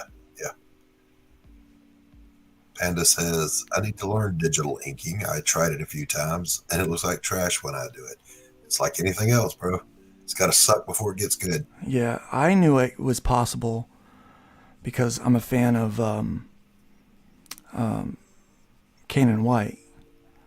And I saw him do, like before anyone really even knew who Kanan was, I was watching his Facebook lives of Right. his warm ups, and I was like, dang it, this guy's amazing.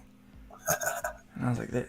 So I knew that it was possible to ink digital and make it look just as good as you could, Mm-hmm. maybe better sometimes than traditional.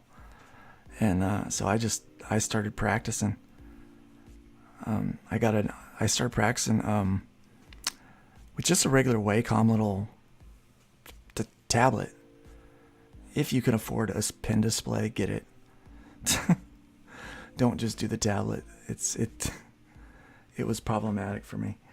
But I wound up using I figured out how to use my iPad with Photoshop on my computer using this thing called, I think it was I can't remember what it was. Astro something, Astropad. Yeah. But yeah, so I wound up using that, and it went well. Jim And I O'Reilly. got better at it. Jim O'Reilly says Jimmy Reyes does some really nice digital inks. Yes, he does. Genuine Comic says, "Holy shit, Luke, you drew that?" I did, yeah.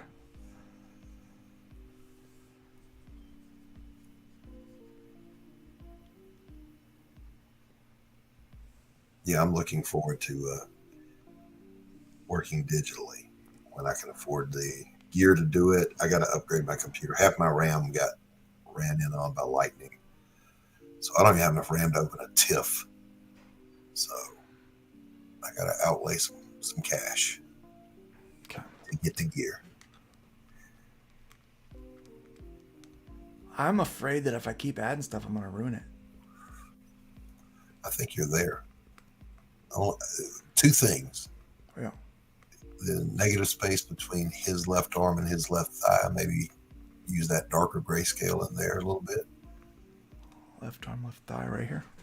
Yeah, that negative space. Yeah, I think you're right. Yeah, I forgot to get in there with that. Yeah, just so it blends with the background a little bit more. Yeah, I forgot to get in there with that. There you go. There it is. Yeah, texture that a little bit too. Brings that arm forward. And then up in your sky, buddy. Hold on. Not quite done here. I want to Oh, my bad. add a little more separation. There you go.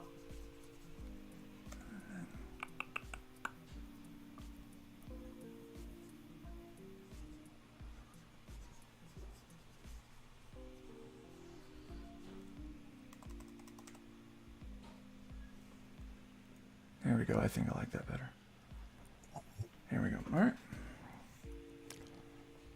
Up in the sky above him, you got kind of three identically shaped white voids. Maybe make that a little more asymmetrical. There it is. There it is. Poof! That's amazing that can just. God, I'm so jealous. That's when I pick up one of my Copics and go, damn it, I'm running out of ink in this one. Don't like that. Get that one out of there.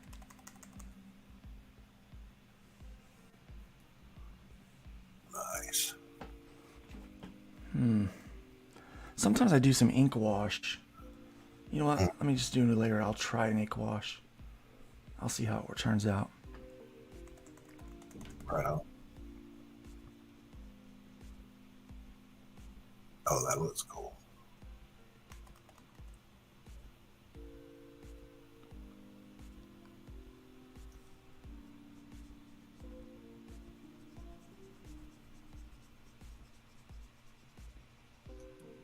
Diller says ink wash his chest and belly. Yeah, that goes back to what I said at the beginning, that typically I darken all that up to put emphasis on those big ass shoulders and his head.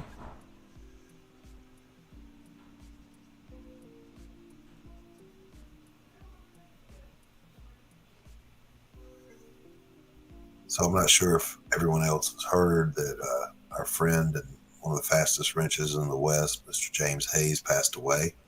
I did hear that, and It upset me. I'm not gonna lie. Yeah. It was a long-term illness. He knew it was coming. He did his best to say his goodbyes to everyone. But he was just one hell of a great guy. And he is going to be missed. Anybody can be a jerk, but the really good people, I appreciate them. I like them.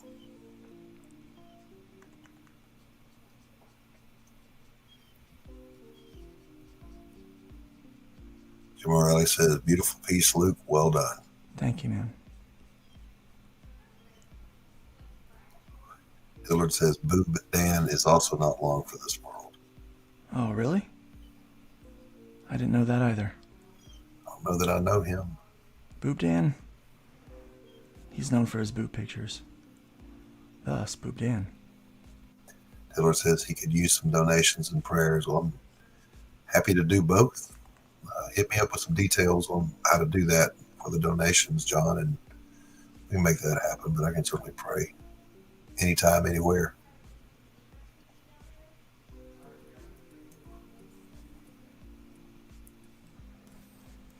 I was extremely touched that as this was going on for James, if I'm not mistaken, I'm the last campaign he ever backed, PARIAH Blood and Mud. Dillard says he told us last night. Man, I hate to hear that. I really do hate that. That sucks so bad.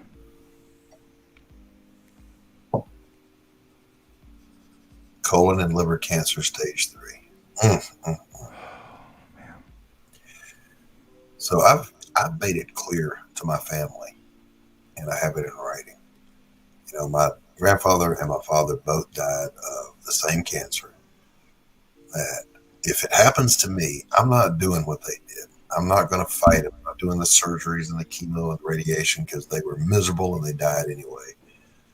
I'm just going to live the best life I can until I'm out of here. Period. I get that. You know, a lot of people disagree, but I think that's a personal choice.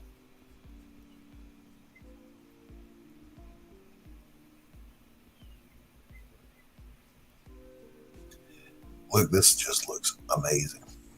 Amazing work. I appreciate you saying that. I'm honored that we're going to be able to put this up as an alternate cover or maybe a pinup. I don't know. I would like to have it as a cover. Use it however you want, man. It's up to you. Yeah. Just entirely up to you. To put the dressing on top, we may have to lower it down to where you have that horizon. Yep. I'll wind up lowering it a little bit. Yeah. And putting a little something at the top. So. There you go. Because I would not want my title dressing to clip that art in any way. I don't know how big your title dressing is, but it might look good. Position behind him. I sent you my cover that's dressed in your DMs so you can see kind of the space it takes.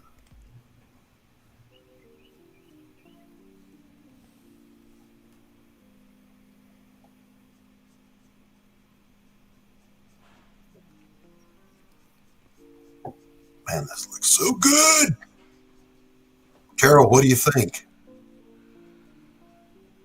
Not intimidated, are you? Shouldn't be intimidated by this. This is splash some green up there. You'll be all right. Think green. I think I'll do a short story of just the golem sitting on a log singing "It Ain't Easy to Be Green." It ain't easy being green. Yeah. Carol says, I got this. Hey, Carol, you do a good job. I might throw some Cinnamon Toast Crunch into your diet. Just saying. Don't want to overpromise. Don't want to overpromise here. The Woke Breaker, he says, hail the chat. Welcome, Woke Breaker. Welcome, Woke Breaker. He made it to the chat. He misses a lot of them. Poor guy. All right, Fruity Pebbles it is, Carol. I can agree with that. Contrast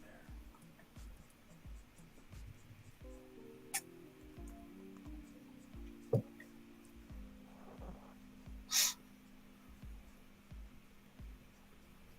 Shagalicious. Shigama.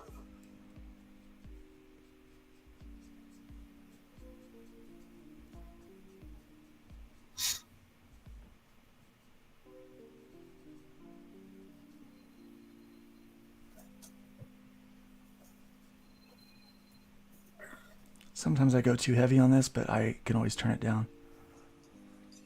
I do that on purpose. I say go where your instinct leads you. Yeah.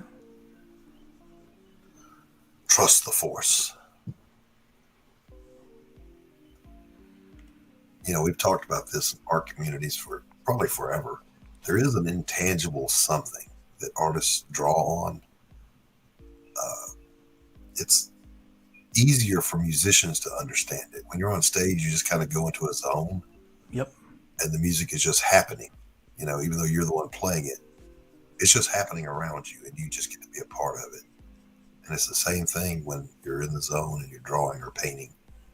You know, things are just happening, and it's like it's not you doing it. Yeah.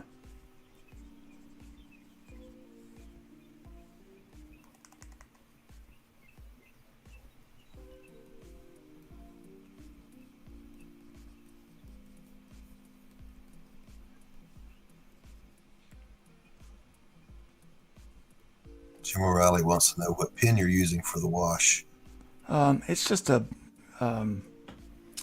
standard opaque watercolor brush, and then I'm using the blending tool to soften up some of the edges once I've laid some of it down.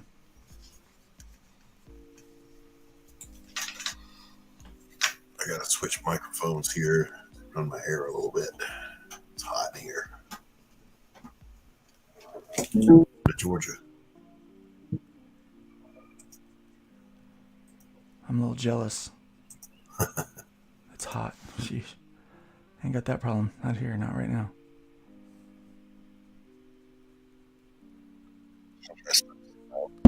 Oops. Just knocked my microphone. Don't do With that. my head. Don't do that. Did it with my head.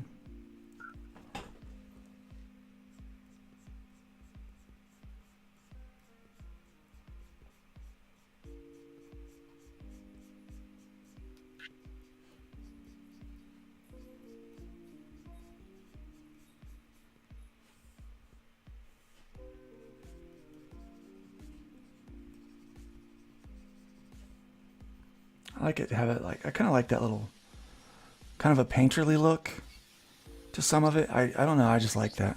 Yes, yes. I like that look.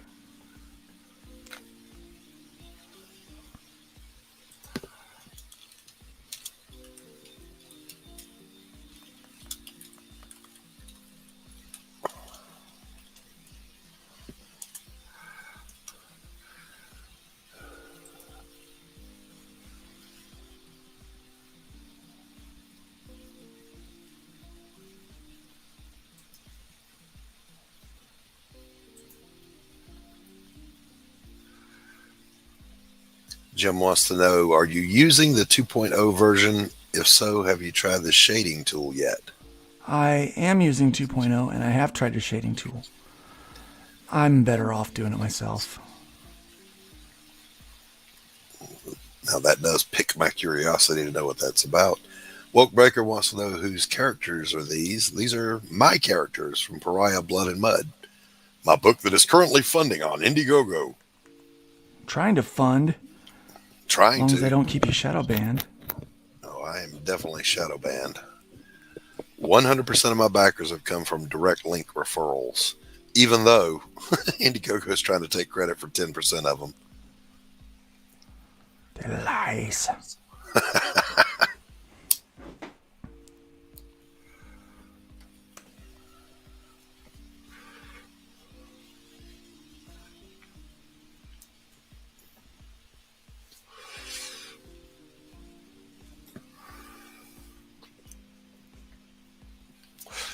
That other thing happened to me in the process of making this book. Um, Several pages in, I started leveling up. I started remembering, oh, that's how you do this. That's how you do. And then, Yeah. as an inker, starting, you know, as an inker, I was like, oh, I can do this. I do know how to do this. That's how they do, you know. Yeah. And so the art has continued to level up, uh, which of course makes you do what? I got to go redraw some of the earlier pages Yep. so they're on the same tier. Yep.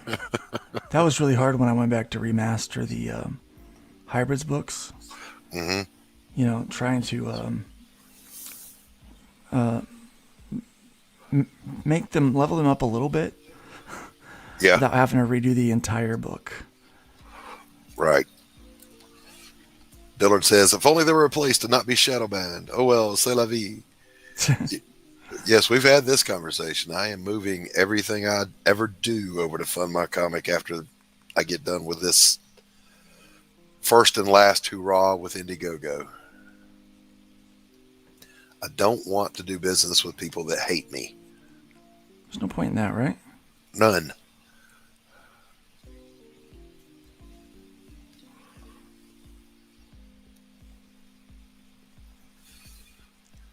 So absolutely support Fund My Comic.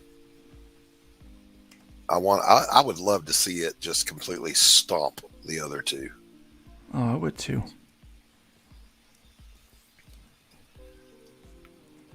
Imagine a world where there's no censorship or cancel culture. Huh. Just don't break the law. Is that possible? I believe it is. There is over at Fund My Comic. That's right. Just don't break the law, guys. It's that That's it. easy. That's it. That's all there is to it. Obey the law and you'll be fine. And by the way, obey the American law. Yep. Sorry, boys. Because we got a constitution.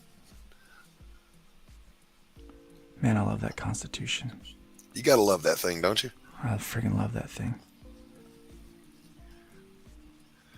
I think one of the biggest problems in society today is they do not teach civics in high school anymore. Yeah. Jim O'Reilly says, so Luke, can you talk a bit about Fund My Comic project, perks, printing, fulfillment, etc.? Yeah. What would you like to know? Time I to talk so shill, much Luke. about this thing. I talk about this thing so often. I sometimes don't know what it is people are interested to know. So I'll tell you what, I'll interview you on that for a second. How about that? that sounds good. So That way first, I can focus on. yeah, first of all, how much does it cost to fund a campaign on Fund My Comic? It's a flat 3%, my friend. 3%. Yeah. Even if you're coming over from another platform, Indiegogo will charge you what is it, 8%? Yes, Up to 15% right. of your money that they take. Hmm. Not here. We just are happy that you're here. So you can come on over and we just take the 3%. That's it. All right, so Luke, just say I'm just an artist, and I don't know anything about printing a book or fulfilling. What does Fund My Comic offer me? Well, we actually are able to get you in contact with different printers, fulfillment options. We work with RJ over. Jeff Potts says he's got to go. She'll like the wind. See you, Jeff. Thanks for popping in, buddy. Hey, Jeff, thanks for being here.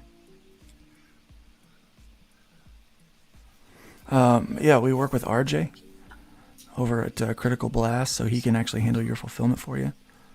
Yeah, we have a lot of tools that can be very useful if you're a creator that's looking to.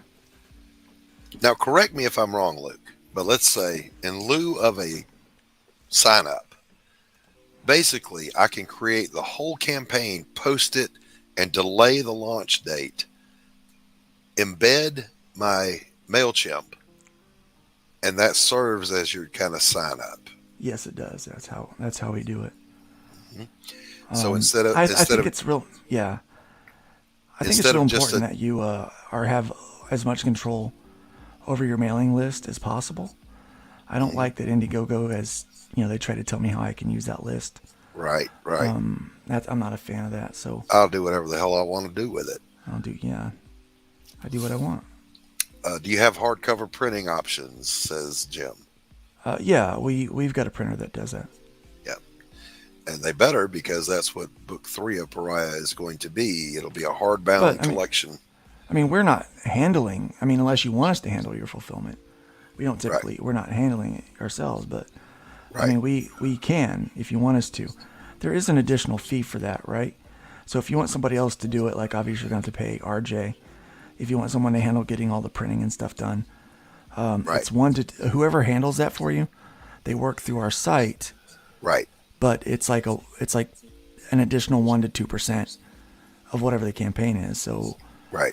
Your campaign fee then goes back up to 5%, basically, either 4 or 5% at that point, if you're using that kind of service. Right. But we don't really have documentation up on the site yet about that, because we haven't quite worked out, the time. We've kind of worked out the details, but not the time to get it done. Right. But there are people aboard Fund My Comic who can steer you toward those resources. Absolutely. So Massive Panda says, I bet civics class in current year is talking about how the Constitution is an outdated document written by white supremacists who wouldn't respect our preferred pronouns if they were alive today. Well, that's probably all true. I would not bet against you on that, Panda. You are spot on. And to that I say this. I just don't care about your pronouns. I'm sorry. Life is short, and the list of things I care about grows shorter with every single day. We were talking about this over dinner last night. The people are so self-aware of what their issues are, but it's not so that they can fix their issues. It's so they can tell everybody else how to work around their issues. Yes. Or how to venerate their issues. Let's glorify my issues. Yeah.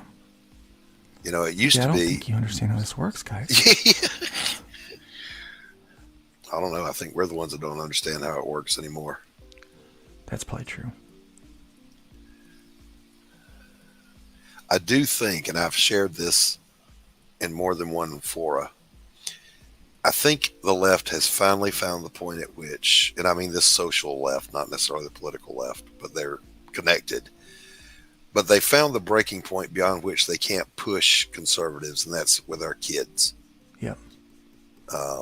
You're seeing a massive pushback for women's sports in high school and college, with trying to indoctrinate children with sexual ideology. Yeah. That is not the school system's place. That is not the government's place.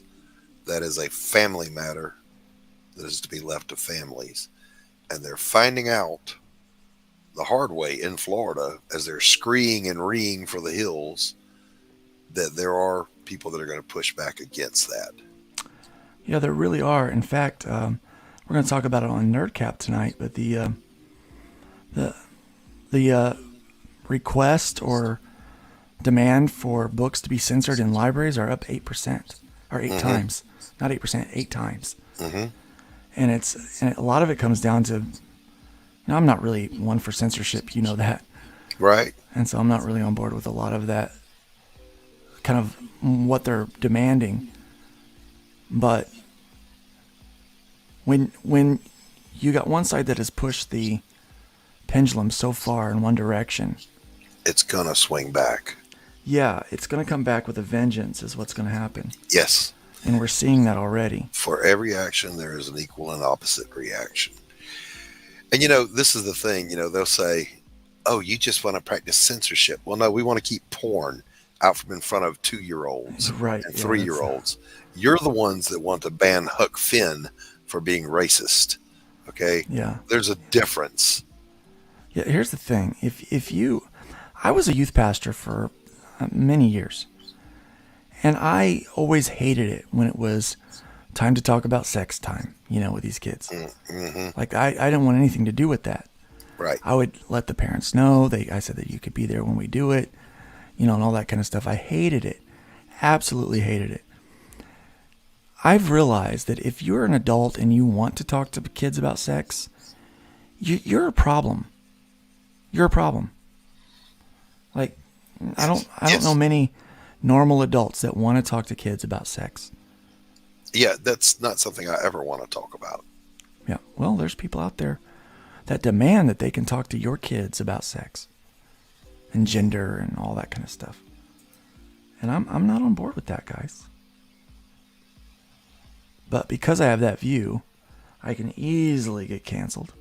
Oh yeah, yeah. Which is why we have our own platform. And how dare you speak against the message? Screw that. Yeah, the message. Yeah. I mean, there's a certain social aesthetic from my days of serving with my beloved military in the Fleet Marine Force that went a little something like, yeah, listen, kitten, nobody cares. You understand? Yeah. Simple as that. Nobody cares about your fifis. Nobody cares about your fifis. Yeah, Jim says, which of the 797 genders do they want to discuss? And here's a question they never really are able to answer, and that is, what are you transitioning from and what are you transitioning to if there's no such thing as gender? Yeah. Man, you're asking too hard of questions of them. I mean, it's like boiling oatmeal to listen to their brains. What? They can't handle it.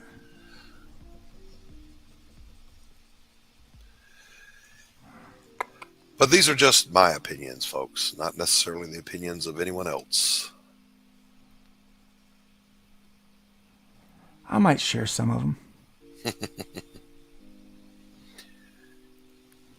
Panda says, I agree. There's no reason for anyone to talk to children about sex, with the exception of mom and dad or legal guardians once puberty starts coming in. This was normal all the way up until now. Yes.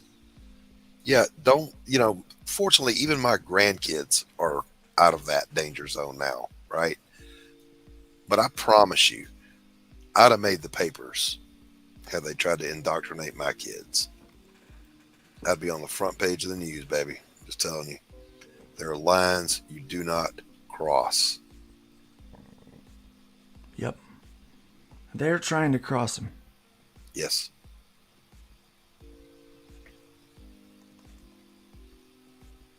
Man, we are almost done. I'm digging it, brother. Digging it. Gotta get a little feeling back there.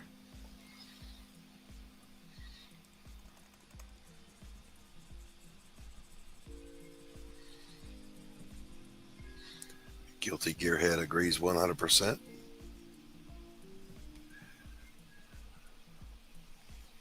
See a little texture back there. I like that. Yes. I like texture. Texture's fun. Yes. It's almost, I dare say, an impression of something going on back there. Yes. I wouldn't call myself an impressionist. I are one. I are a hardcore impressionist. Yeah, sometimes it's just all it's needed is shape. Yes. Impressionism, all about capturing the light and atmosphere in a specific moment.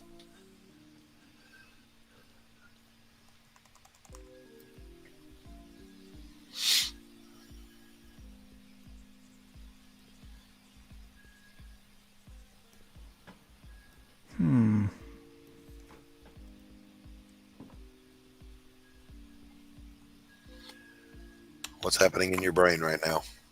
Because I've got a thought, right? Mm-hmm. I heard it. I heard the thought happen. I want to get rid of that there. Let me get this going. Use a fingertip. Clean some of this up.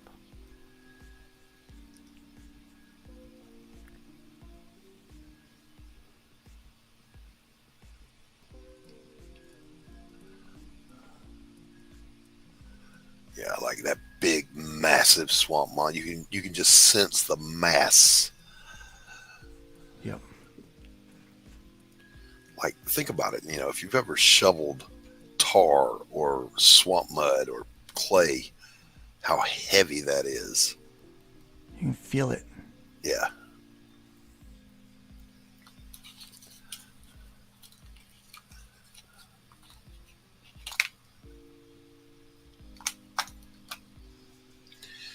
So, Dillard, if you're still here with us, I've reached that critical state with which you are familiar. The last cigarette in the pack. Oh no. That's never good. John, when John is streaming, F it, man, I'm out of smokes. All right, so you guys just keep the chat going to his panelists, and I'll be right back. And then one night, he was like the dad that went to the store for some cigarettes and never came back. Did he fall asleep or something? No. Smoke it real fast, says Dillard. No, I forget what happened, Dillard. What happened that night when you had to van? He went and the store was closed. So then he had to go, hit that guy that's got the cigarettes that fell off the back of a truck.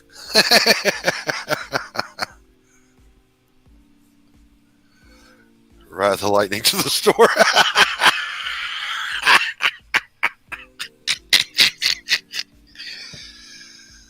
Well, fortunately, and I don't want to fly under false colors. There are several cartons in the bedroom, so all I got to do is walk across the hall. Where do I want to hide my little thing at? That's what she said. Sign it, Luke. Oh, that's right. He said I found an open store, then realized he didn't have his wallet. That sucks when that happens. All right, let's see that Luke Stone signature. You got to be bigger and bolder than that. Come on. You really think so? I don't think so. Yeah. And put your block banner in there so that our colorist can make it pop. I don't have a block banner. You draw one freehand. I never do. Oh, okay. Well, then don't. I just scribble my name in there somewhere. Well, then you get your scribble on, sir. That's what I do. I always do that. I always find a little spot where I want to scribble my name. We did where I like it. In the 90s. Of course, I did the same thing, but in the 90s, I had one of my publishers tell me to do the little like parchment or scroll thing and put your signature in there so the colors could separate it. I didn't know what any of that meant. I just did it because he told me to. Yeah, I did all these lines in here, and I don't know where I want to. I didn't think about where I wanted to hide that. I normally hide it like somewhere. Don't hide it. Be bold. I do because it's fun. I like to. All right. I like people like, ooh, there's the signature, because I like to work it into the art. Let's work it into the art. I really want to do it right here on this tree stump. I don't even see where you're. Oh, there you are. Okay. There. That's where I want it. Right there on on the tree stump. All right. Just now fits right into the art. I'm going to cut that out and invigonate it. Just kidding. I do have this other thing that I use. Let me see. Let me import. Import image. Let me see. References. That's how you know how to draw. You got to look at pictures. That's right. Let me see. Bro, my reference folder, first of all, is expansive, but it used to be organized. Now it's just a mess. Where is that thing at?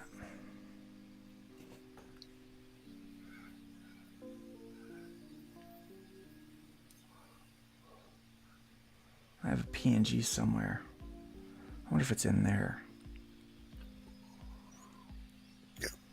I should make my signature a QR code.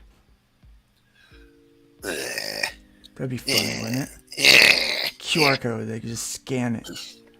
That'd be a fun thing to do. I can't remember where I put it. It's like this little block. This little Dillard had to block. order new cards and a license online.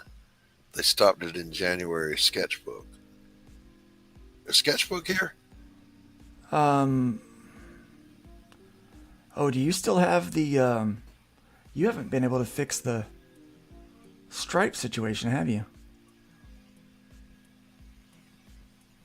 Oh, John. I don't. John. Talking to you, Dillard. Were you able to get your stripe situation sorted out? There it is.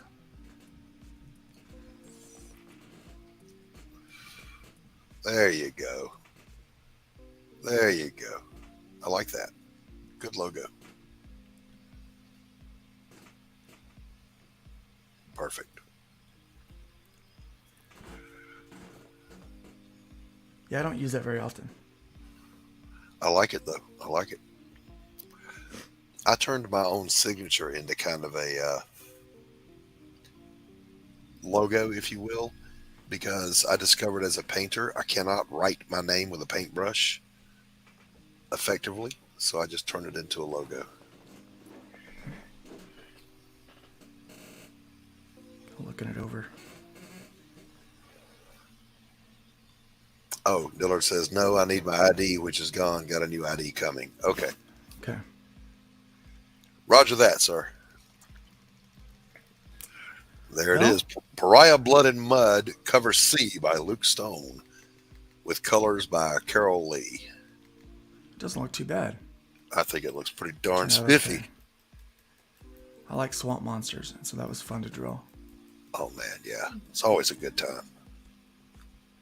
Alexa, stop. All right, well, we've been doing this for, holy cow, 2 hours and 43 minutes. This is the longest Luke Straws I've done. I'm proud to have been a part of that record-breaking Yeah, endeavor. I think this is the only one that's been cover worthy. I like it. I like I had a lot of fun with it. I like that pose that we got for the gal down in front, and then the Yep. monster turned out really good. I like His it very much. little head and his giant shoulders. Yep. So Yep. yeah, a lot of fun.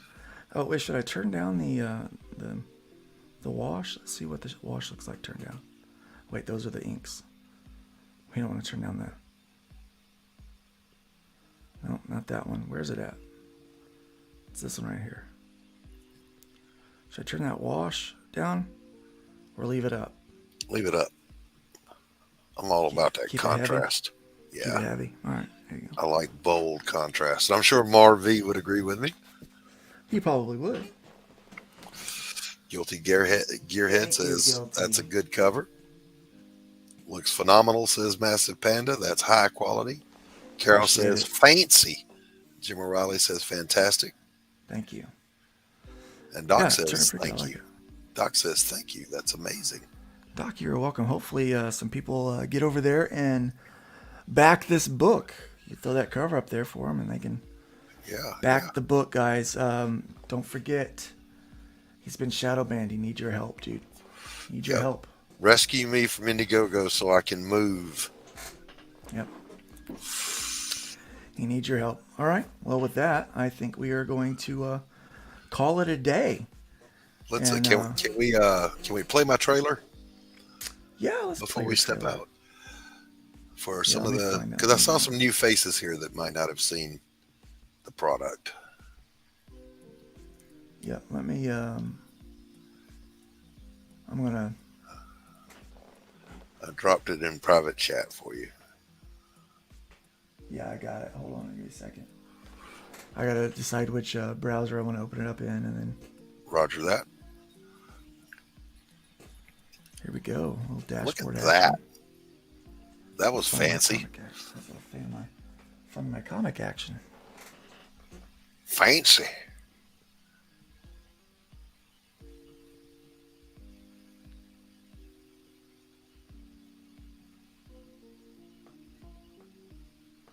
Revenge, the sweetest morsel to the mouth that ever was cooked in hell.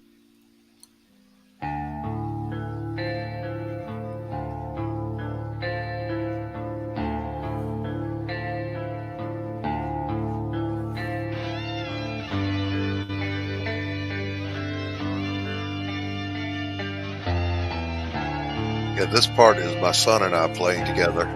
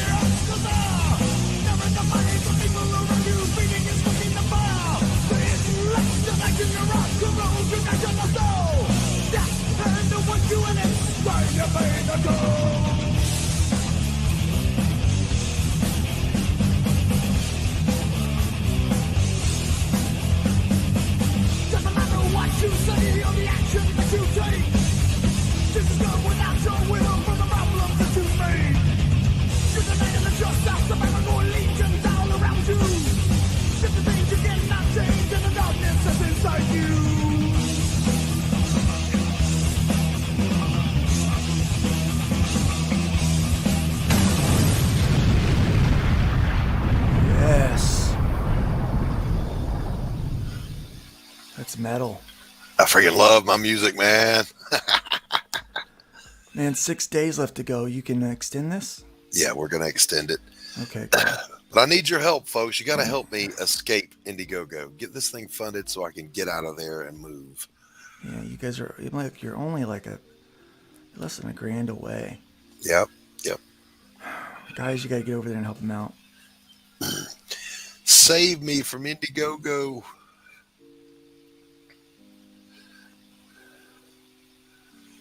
Good head squish. Good head squish.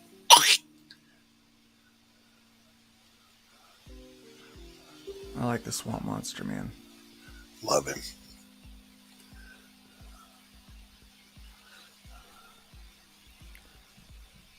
There's There him there's is. the art. There's the art. There him is. She looks nice. Yep, I like it very much. That lighting, the shading on the face turned out nice. Yes, it did. There's a line from one of Dio's songs, "Watch out, she's evil, but she's pretty." Mm-hmm. There it is. There it is. Don't let the sexy look fool you. She'll She melt gonna your kill brain. Hey, Pixel Trader, welcome. She gonna kill you. All right, man. Well, Awesome. it's been fun. Yeah, Luke, I had a ball, man. Yeah. I got Fun hanging out. Yes, absolutely. Minimal shilling. Just Minimal conversation. shilling. Just conversation. Oh. I'm sure I didn't dox anybody, but myself. But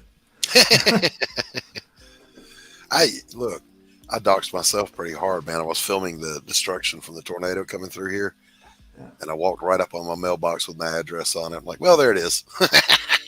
Had to edit that out. Yeah, I'm gonna put us up on the screen now. Oh, let me participate. There we go. All right. Yeah, it's been fun. It's been a good time. We were able to get a lot of drawing done on that one. So that's been the longest one that I've done so far.